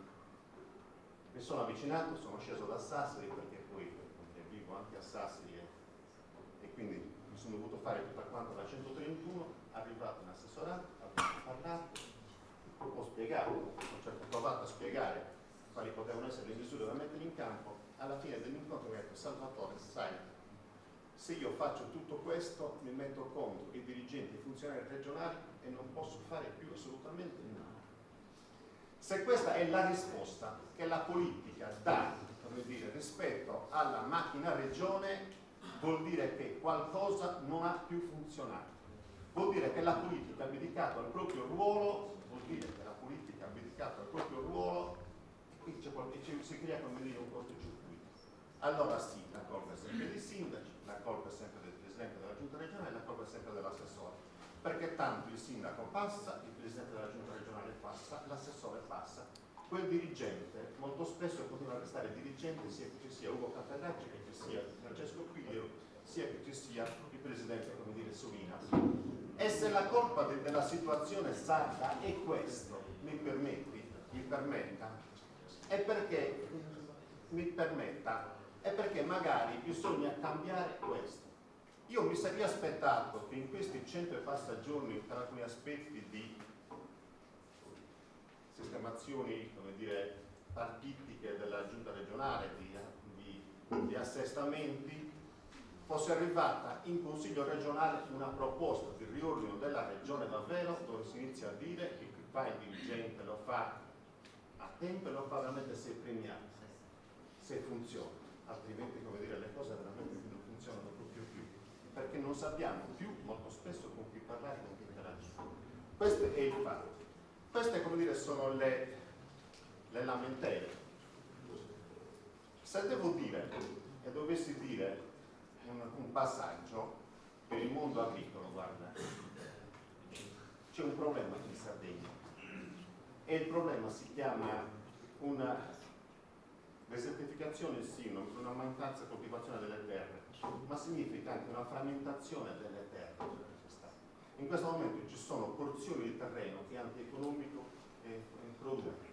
E noi come Sardegna non possiamo pensare che le politiche di accorpamento fondiario vengano gestite da noi. Abbiate il coraggio e la forza di imporre che una prossima parte del piano di sviluppo rurale della Sardegna va agli accorpamenti fondiari seri, dove come si comincia a dire che ai giovani che stanno in agricoltura, che hanno meno di 40 anni, gli si propone politiche di accorpamento fondiario ma serio su tutto quanto il territorio, che coinvolgono tutto e tutti, perché in mancanza di questo non avremo possibilità di poter ricoltivare la terra. E alla terra si deve tornare, perché intanto alla terra, come dire, torniamo perché prima o poi le macchine si rompono, si incepperanno, si potrà fare quello che si vuole, ma alla fine la gente dovrà bere acqua, bere vino e mangiare grano, lavorando.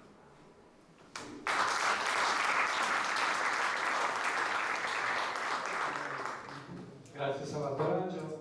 Ha chiesto la parola il sindaco di Serri, Samuele Gabbiano.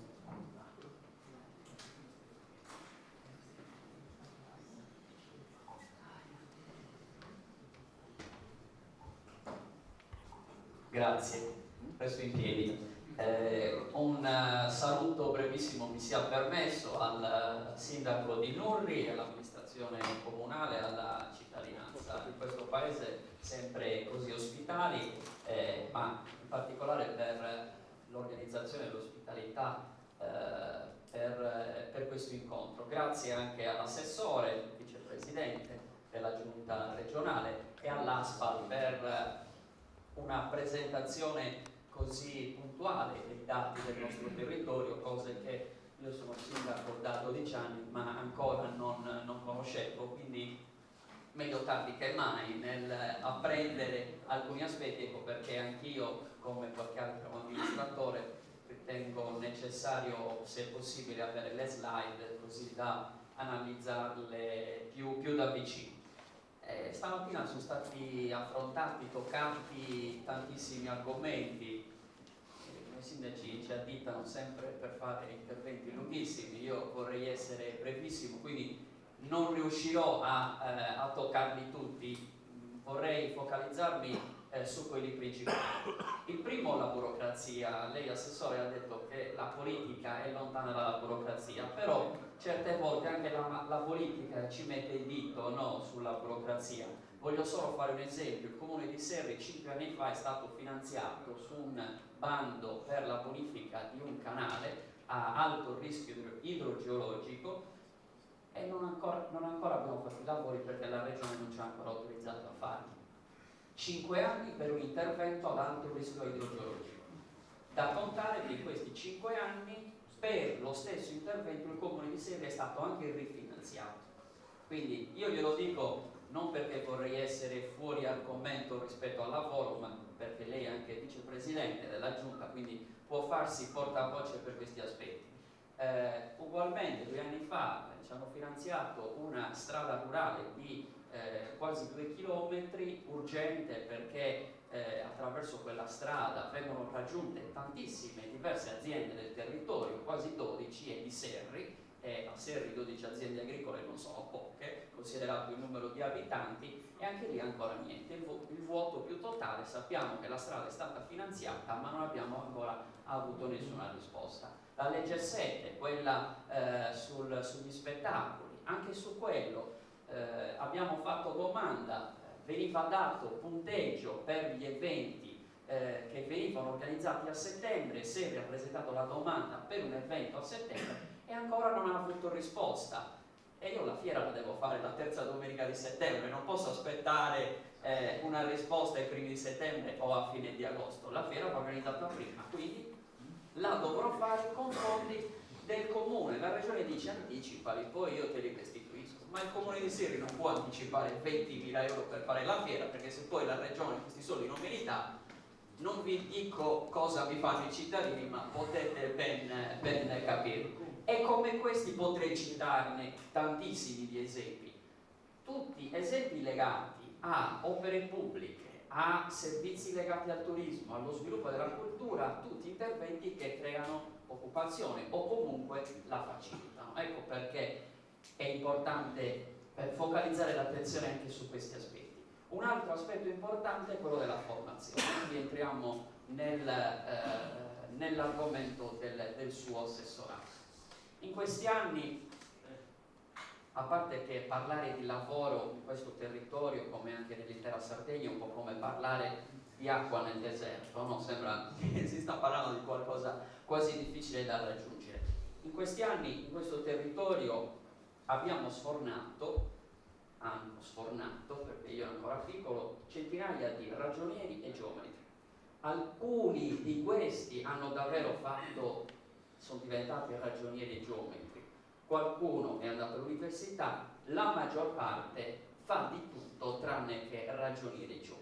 Perché non differenziare la formazione? Ma non soltanto i tirocini che vanno benissimo, ci mancherebbe altro, va benissimo fare, però la formazione scolastica, dare nuove opportunità ai giovani, e naturalmente bisogna fare dei ragionamenti a lungo termine, perché dobbiamo pensare a qual è la professione, qual è la professionalità necessaria, come diceva anche lei prima nel suo intervento, per il futuro. E la parte relativa alla grafica, alla comunicazione, all'accumulo dei dati, quindi alla intelligenza artificiale, alla blockchain, questi sono tutti argomenti molto importanti da valorizzare.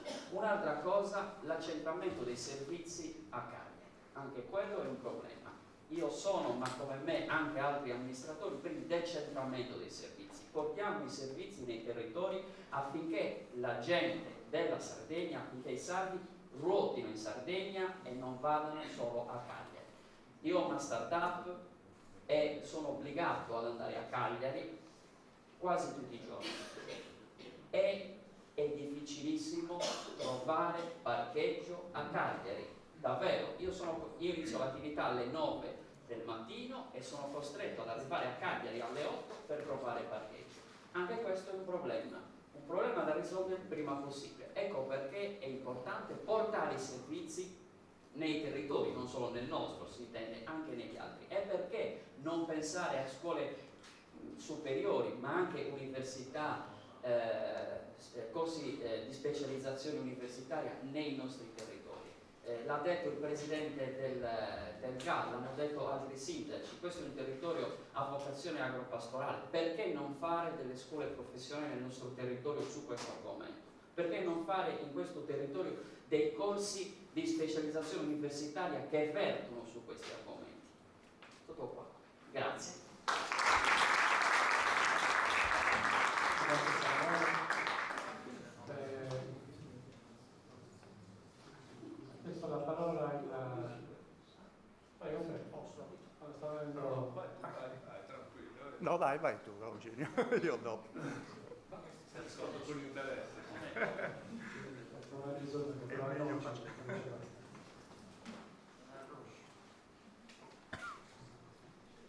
Intanto buongiorno a tutti e un buongiorno particolare all'assessora al lavoro, e colgo l'occasione, visto la prima uscita ufficiale, nel augurarle buon lavoro anche nel ruolo di vicepresidente della giunta regionale. I dati che ho visto e ci avete illustrato poc'anzi, è stato detto prima di me, hanno diverse sfaccettature, alcune positive, alcune che illustrano il quadro generale e focalizzano il quadro generale del nostro territorio, alcune più preoccupanti. Allora, siccome io sono positivo per natura, vorrei partire dai dati che ho letto, almeno personalmente, in maniera positiva. E ho letto un incremento dell'occupazione negli ultimi anni in Sardegna e, anche se in minor percentuale, anche nel nostro territorio. In particolare ho letto l'incremento su alcune voci. Una è l'istruzione, e questo è un elemento sicuramente positivo per chi crede che la cultura sia un elemento, una leva fondamentale per lo sviluppo e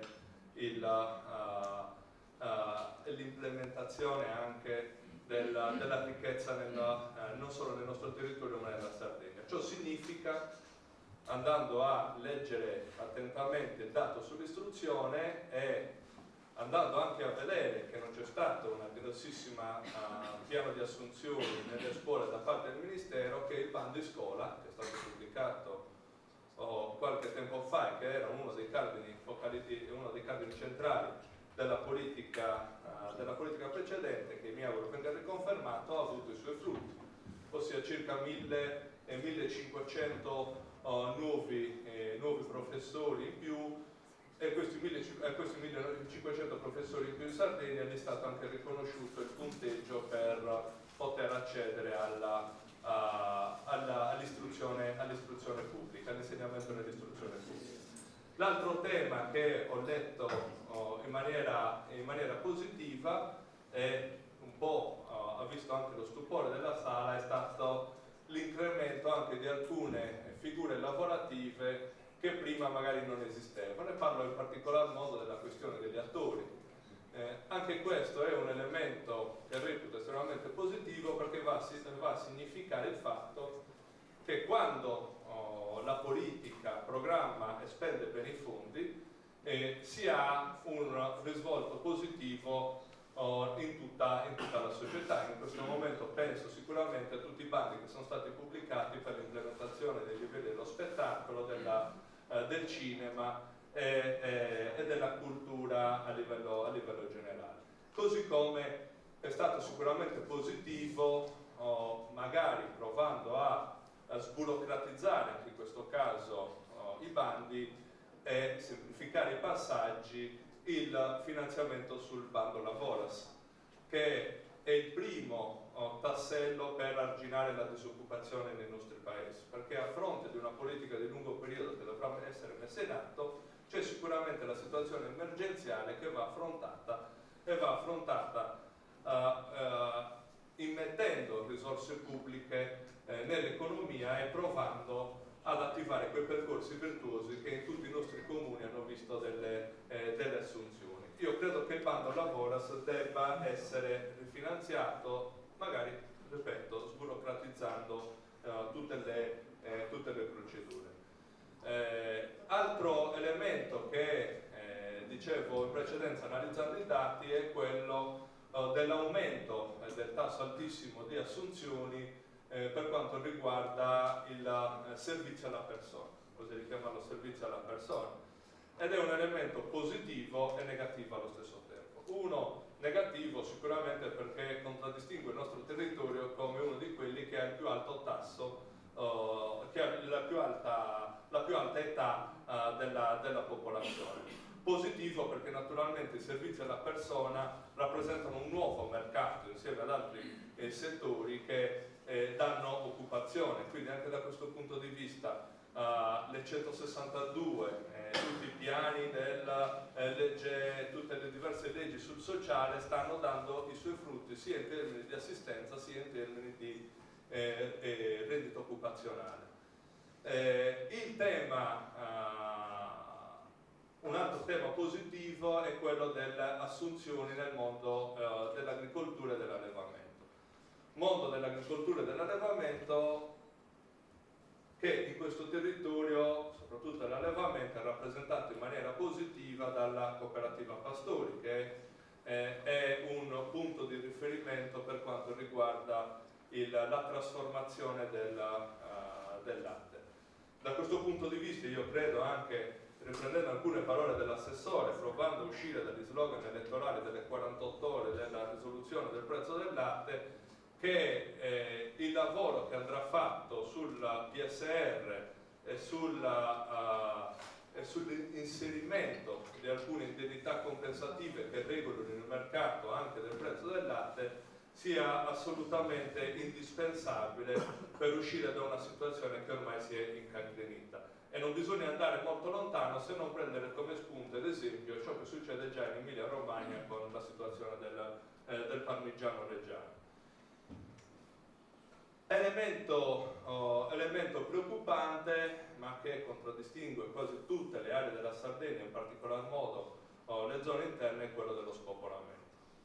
Ora, potremmo fare il tema meriterebbe un convegno ad hoc, però abbiamo poco tempo e non voglio dilungarmi su questo punto, però anche questo merita attenzione perché sta a significare ciò che in precedenza diceva sia Tonio Orgiana, sindaco di Orroli, sia l'assessore Zedda da un punto di vista anche dell'infrastrutturazione.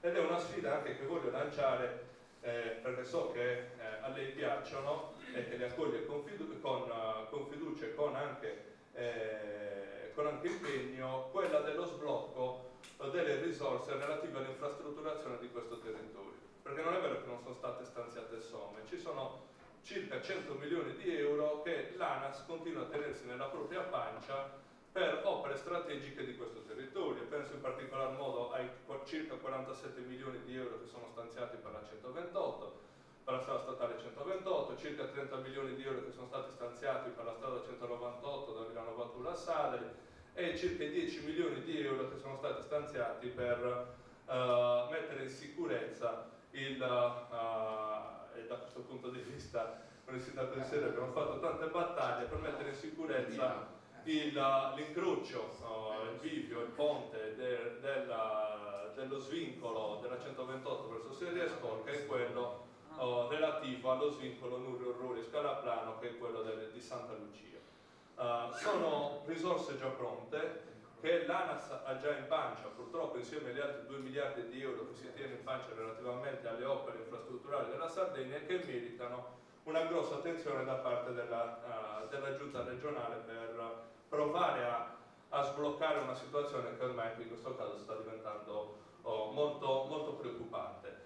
Altro tema che volevo trattare è quello relativo alla sfida invece che l'assessore Zedda ha lanciato ai sindaci di questo territorio, alle forze produttive, alle forze sociali e alle associazioni, ossia mettetevi nelle condizioni di intervenire positivamente attraverso azioni dell'assessorato per permettere di sbloccare alcune situazioni,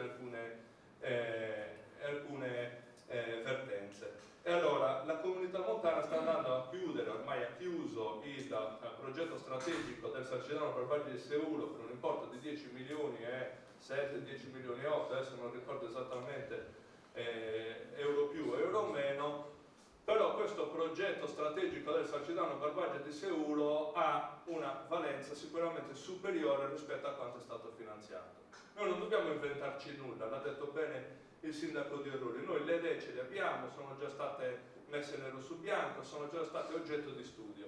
Noi forniremo, e di questo chiedo anche ai sindaci, su questo chiedo anche ai sindaci di collaborare, forniremo il piano strategico del nostro territorio all'assessore Zedda, che è estremamente attenta, e con il piano strategico continueremo ad individuare il completamento delle linee che sono già state messe in atto in questo momento per provare a chiudere il cerchio ed ad arrivare ad un progetto di sviluppo strategico ben più ampio e ben più corposo, che può dare sicuramente delle soluzioni. Quindi questi sono alcuni dei temi. Non entro nel merito perché poi altrimenti rischiamo che questi convegni diventino noiosi, partendo da un punto interessante che sono quelli dei dati che tutti quanti noi abbiamo chiesto.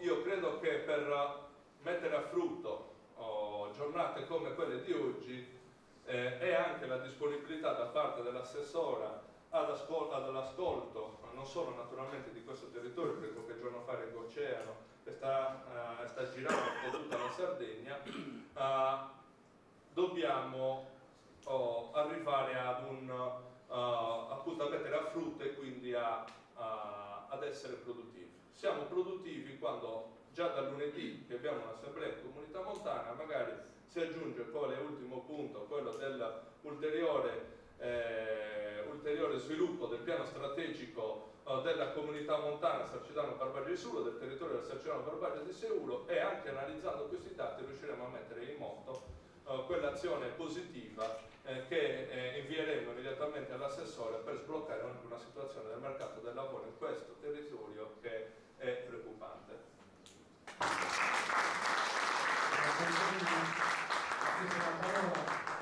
Uno che si occupa di formazione.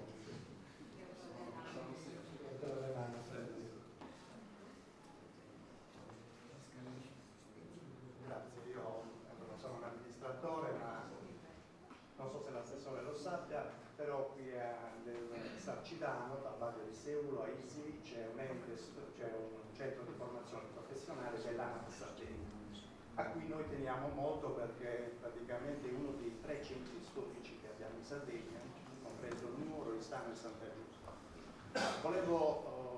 Ho colto l'occasione, visto che siamo stati tirati in ballo, perlomeno io sono legato a un vecchio detto che non esiste sviluppo socio-economico nel territorio se non c'è formazione professionale.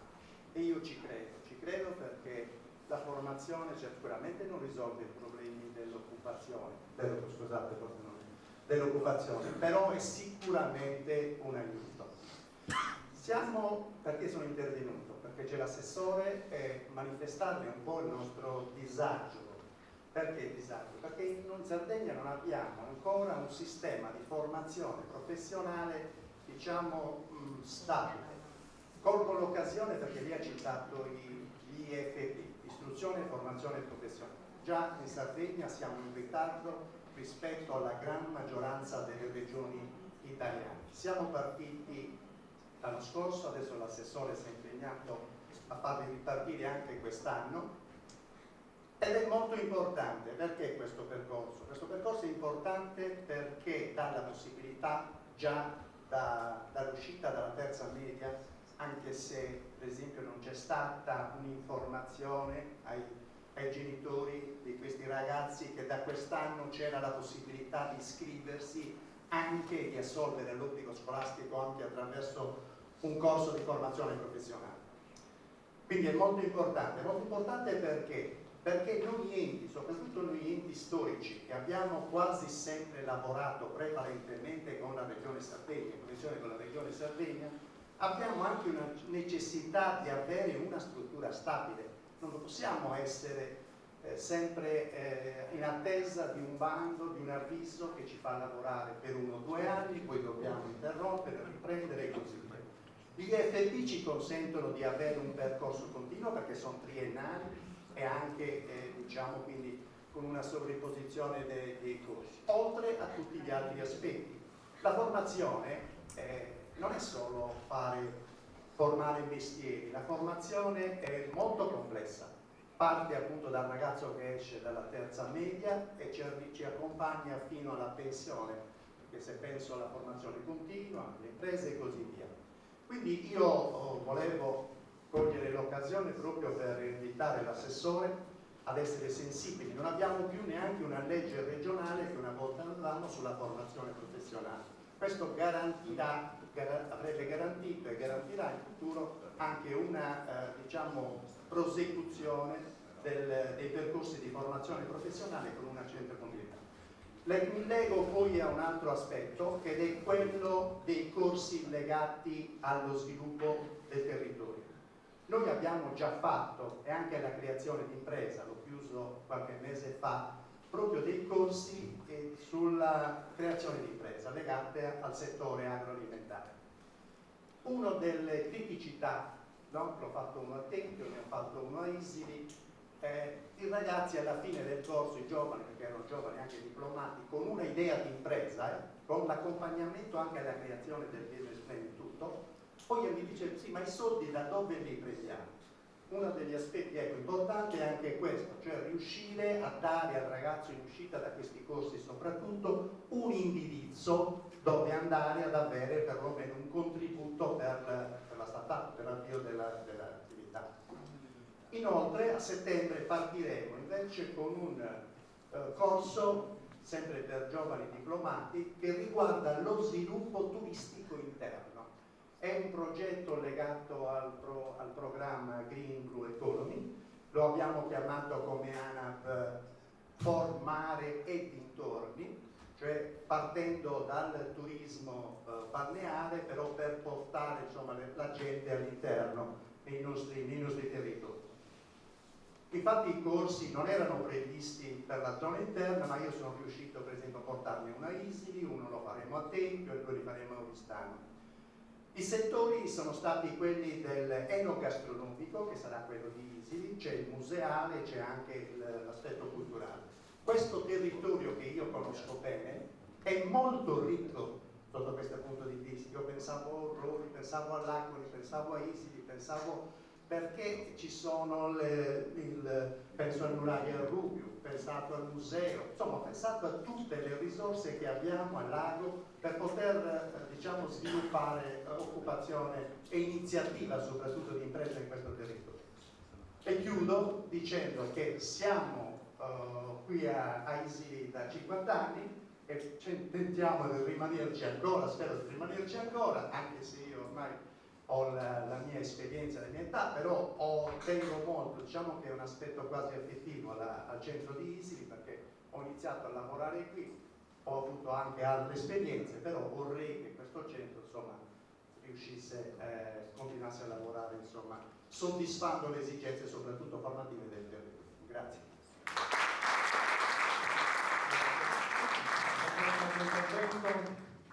Sindaco Genoni,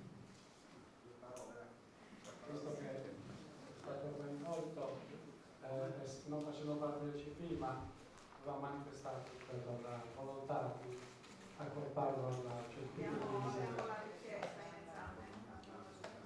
Gianluca Serra. Grazie, buongiorno a tutti.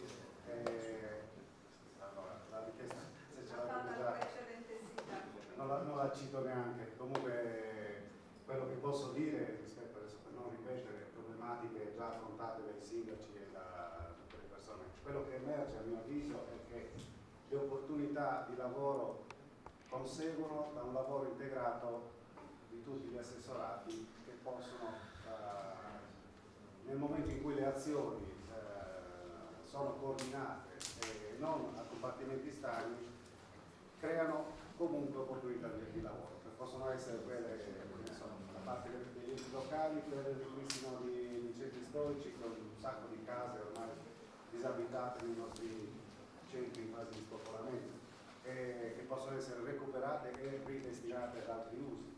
E quindi questa parte di incentivazione da parte di chi si occupa di turismo.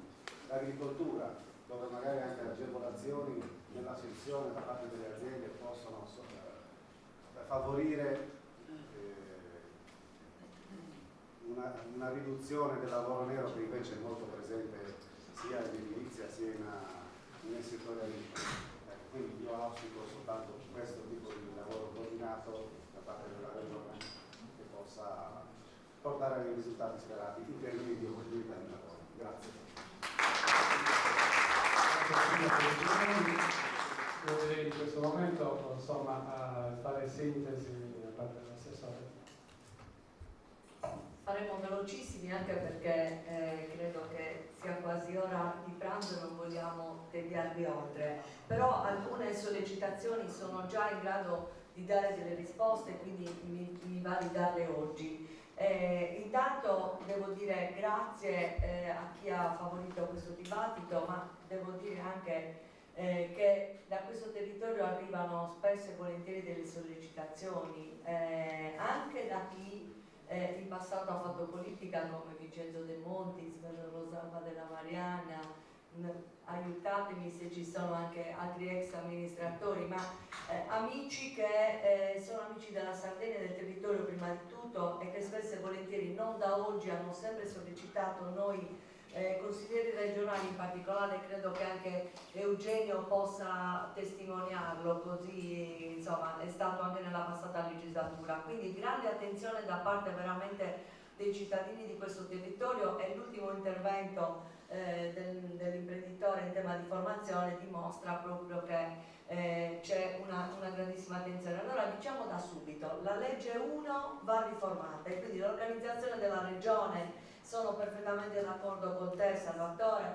dobbiamo rivederla e anche velocemente, e probabilmente questa regione che è vecchia, che è vetusta nella sua organizzazione, ha necessità di avere davvero un cambio di passo, lo dobbiamo avere forse anche con le persone, però i nostri, io dico i miei colleghi perché io sono anche nel contempo una dipendente della pubblica amministrazione, credo che dobbiamo anche noi politici stimolarli. Poi è vero che devono anche loro magari sposare quello che sta avvenendo. Io leggo oggi e vedo il tocco con mano sia in ASPAL piuttosto che nell'assessorato sede centrale. Quindi credo che anche il manico però sia importante, se tu fai capire che probabilmente qualcosa deve cambiare e riesci a convincere le persone con autorevolezza e non con imposizioni, probabilmente mettiamo tutti al centro la Sardegna e i suoi cittadini. Dico da subito, benissimo, io mi farò carico dei progetti importanti che legano i vari territori, quindi dalla diga alla strada, che ovviamente abbiamo avuto modo di finanziare, quindi di votare a favore con Eugenio nella passata legislatura. Devo dire ancora che certamente l'agricoltura e il nuovo PRS sono al pari dei fondi comunitari lo strumento importante per incidere sul nuovo sviluppo. Lavoras mi appartiene direttamente e dico che mi appartiene per la parte gestionale e di impostazione, ma il resto coinvolge tutti gli amici sindaci. Allora dico, è stato finalmente definitivamente sbloccato, però devo dire che il ritardo non deve essere attribuito ad INSAR, perché non è vero, perché c'è stata una difficoltà anche da parte dei comuni, la dobbiamo dire apertamente, dalla struttura regionale e dal sistema GESPRO, che purtroppo è un sistema che è ministeriale, perché i fondi sono FSC per una parte e tutti i sindaci sanno che cosa vuol dire nei loro comuni, e in questo dico il ritardo dei sindaci non è imputabile al sindaco che non lo vuole fare, anche questo lo preciso meglio, ma abbiamo delle strutture che il geometra apre la scuola, mette le multe, ritorna ad aprire l'anagrafe, di sera si occupa del RUP e comunica il CUP, insomma veramente ci sono delle difficoltà che sono magari non, dobbiamo cercare di superarle insieme. Allora io ho provato a fare la mia parte della serie, accelerare tutti i processi con INSAR, l'assessorato è entrato a pieno titolo nel rapporto appunto per la velocizzazione del sistema, probabilmente lo dico ai comuni, torneremo al vecchio sistema di rendicontazione, ok, e quindi ci siamo capiti. Invece per il futuro, anche qui, io ho proposto recentemente una sfida ad alcune parti, alcuni partner che secondo me possono darci dei risvolti immediati, e lo dico ai sindaci. È inutile continuare a affidare i cantieri ai sindaci, ancora altri cantieri, quando non abbiamo finito i precedenti e quando invece preferite, o è meglio, attivare quelli, i cantieri verdi, i cantieri bosco, quindi non facciamo altre misure, andiamo a potenziare quelle. Sempre di lavoro si tratta, e magari invece anche una parte di Lavoras proiettarla su enti un po' più grossi. Faccio l'esempio di Forestas perché è calzante in particolar modo in questo territorio. Il progetto è presentato da Forestas, ma i lavoratori che coinvolgiamo devono essere a supporto dei comuni, ma non è il comune che magari non ha la struttura per fare ancora altri progetti. L'importante è che ne abbia beneficio in termini di occupazione, in termini di lavori da concordare, perché sono quelli che occorrono per migliorare anche la qualità della vita della cittadinanza che viene coinvolta come comune. Quindi un sistema misto, dobbiamo provare ad avere l'aiuto anche di enti grossi che ci possono dare una ricaduta occupazionale immediata. Dico di più, ancora, il discorso delle politiche attive, della trasformazione del REIS mi trova non d'accordo, assolutamente d'accordo, e dico anche perché il reddito di cittadinanza non è oggi che lo possiamo definire, perché sarà una valutazione da qui a 6 mesi. Noi come assessorato del lavoro e come Regione Sardegna abbiamo fatto di tutto a livello nazionale per essere quelli che non dovevano bloccare niente, perché io lo dico apertamente, io non condivido il reddito di cittadinanza, ma non posso impedire ai miei concittadini, quelli che ne avranno il diritto. Io spero molti, ma ho paura che non sarà così, proprio perché il REIS ad oggi è superiore.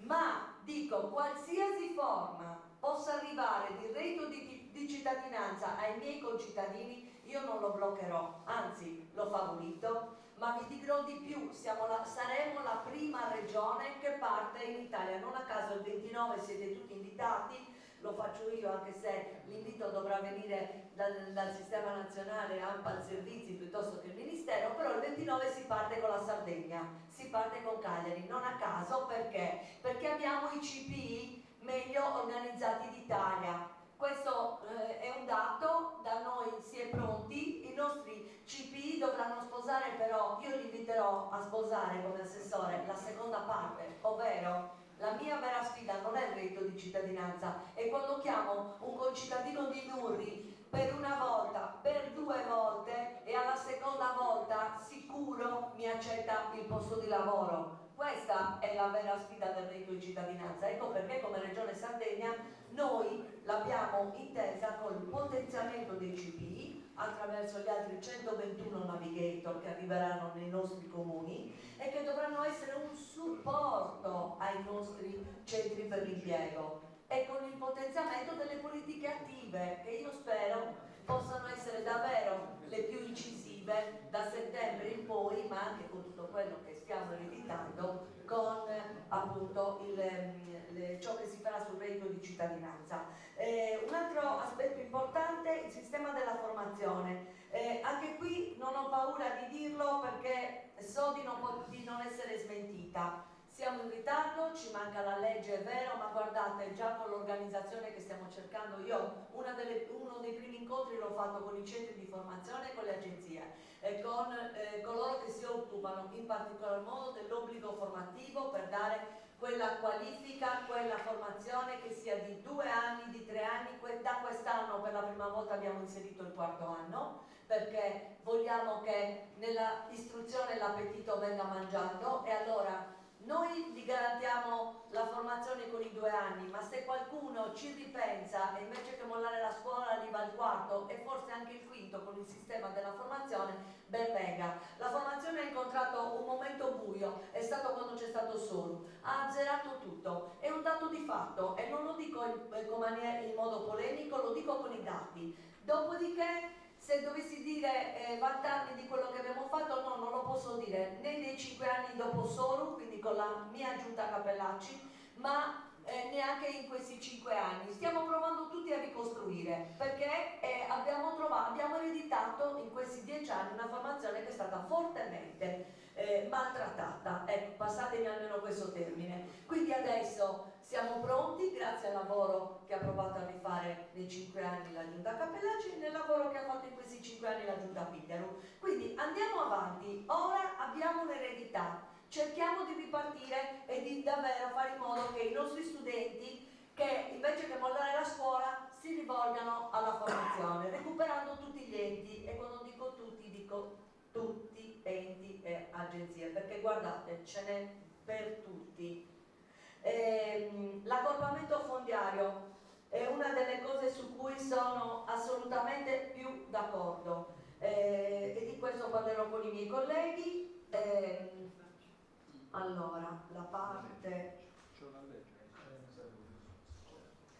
Quindi la nuova sfida riguarda, anche se non è precisamente una mia competenza, ma certo è che riorganizzare il sistema dell'ordinamento degli enti locali è cosa fondamentale e giusta, e io vi dico che sono d'accordo con voi: più servizi nei territori, non importa quante province. Poi vogliamo seguire uno schema, i consiglieri regionali prenderanno la decisione, io sono anche consigliere regionale, parteciperò ovviamente al processo normativo, però sicuramente più servizi territoriali.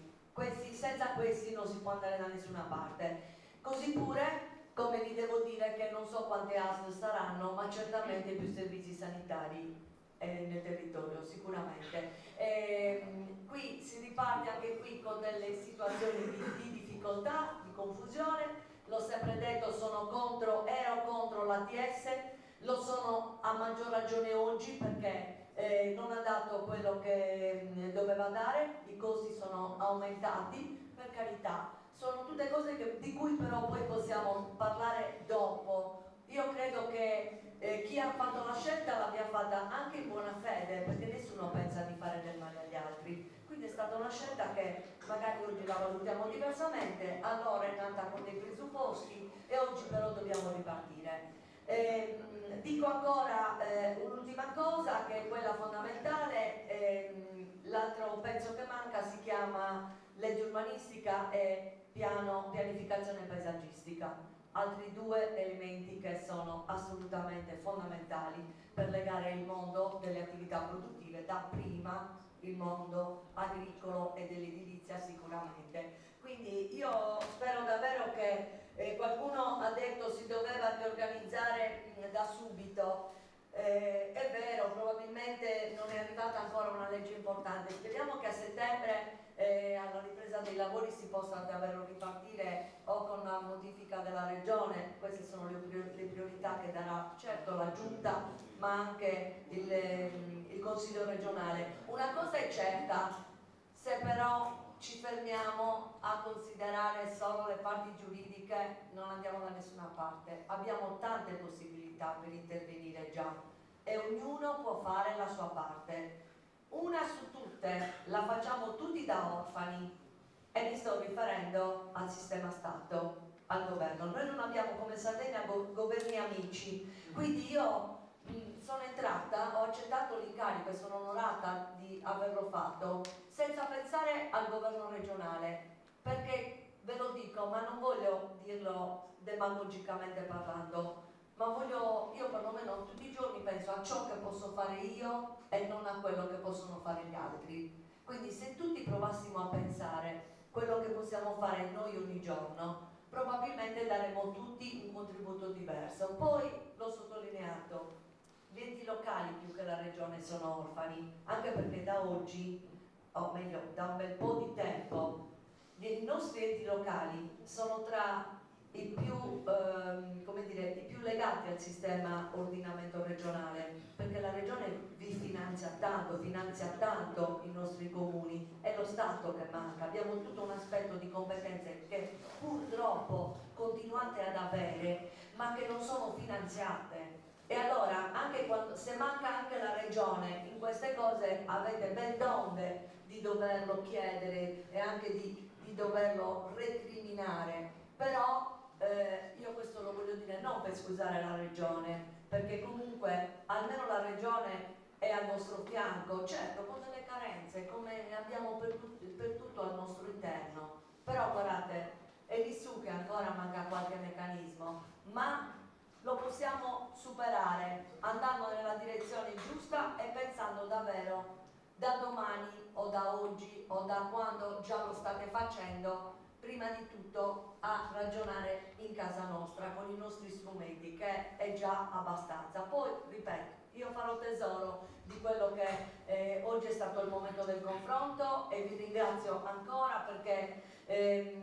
credo che il metodo che noi cioè io lo voglio portare avanti, perché io non sono un tuttologo e se devo dare un contributo, anche in questo caso lo dico da vicepresidente, da stimolo anche per gli altri colleghi, lo devo fare ascoltando chi ne sa più di me e chi conosce il territorio ovviamente e le proprie difficoltà soprattutto. Quindi grazie, non è una promessa, non una minaccia. Credo ci rivedremo a settembre con un sistema anche di rotazione dove verremo certamente in un altro centro, ma so che avrò sempre la stessa squadra, i cari miei supporter dell'ASPAL, oltre che l'assessorato. Grazie.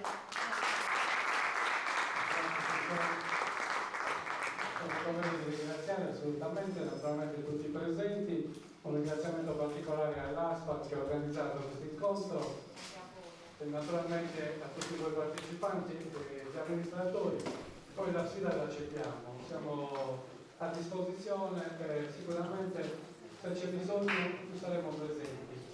Grazie per tutto.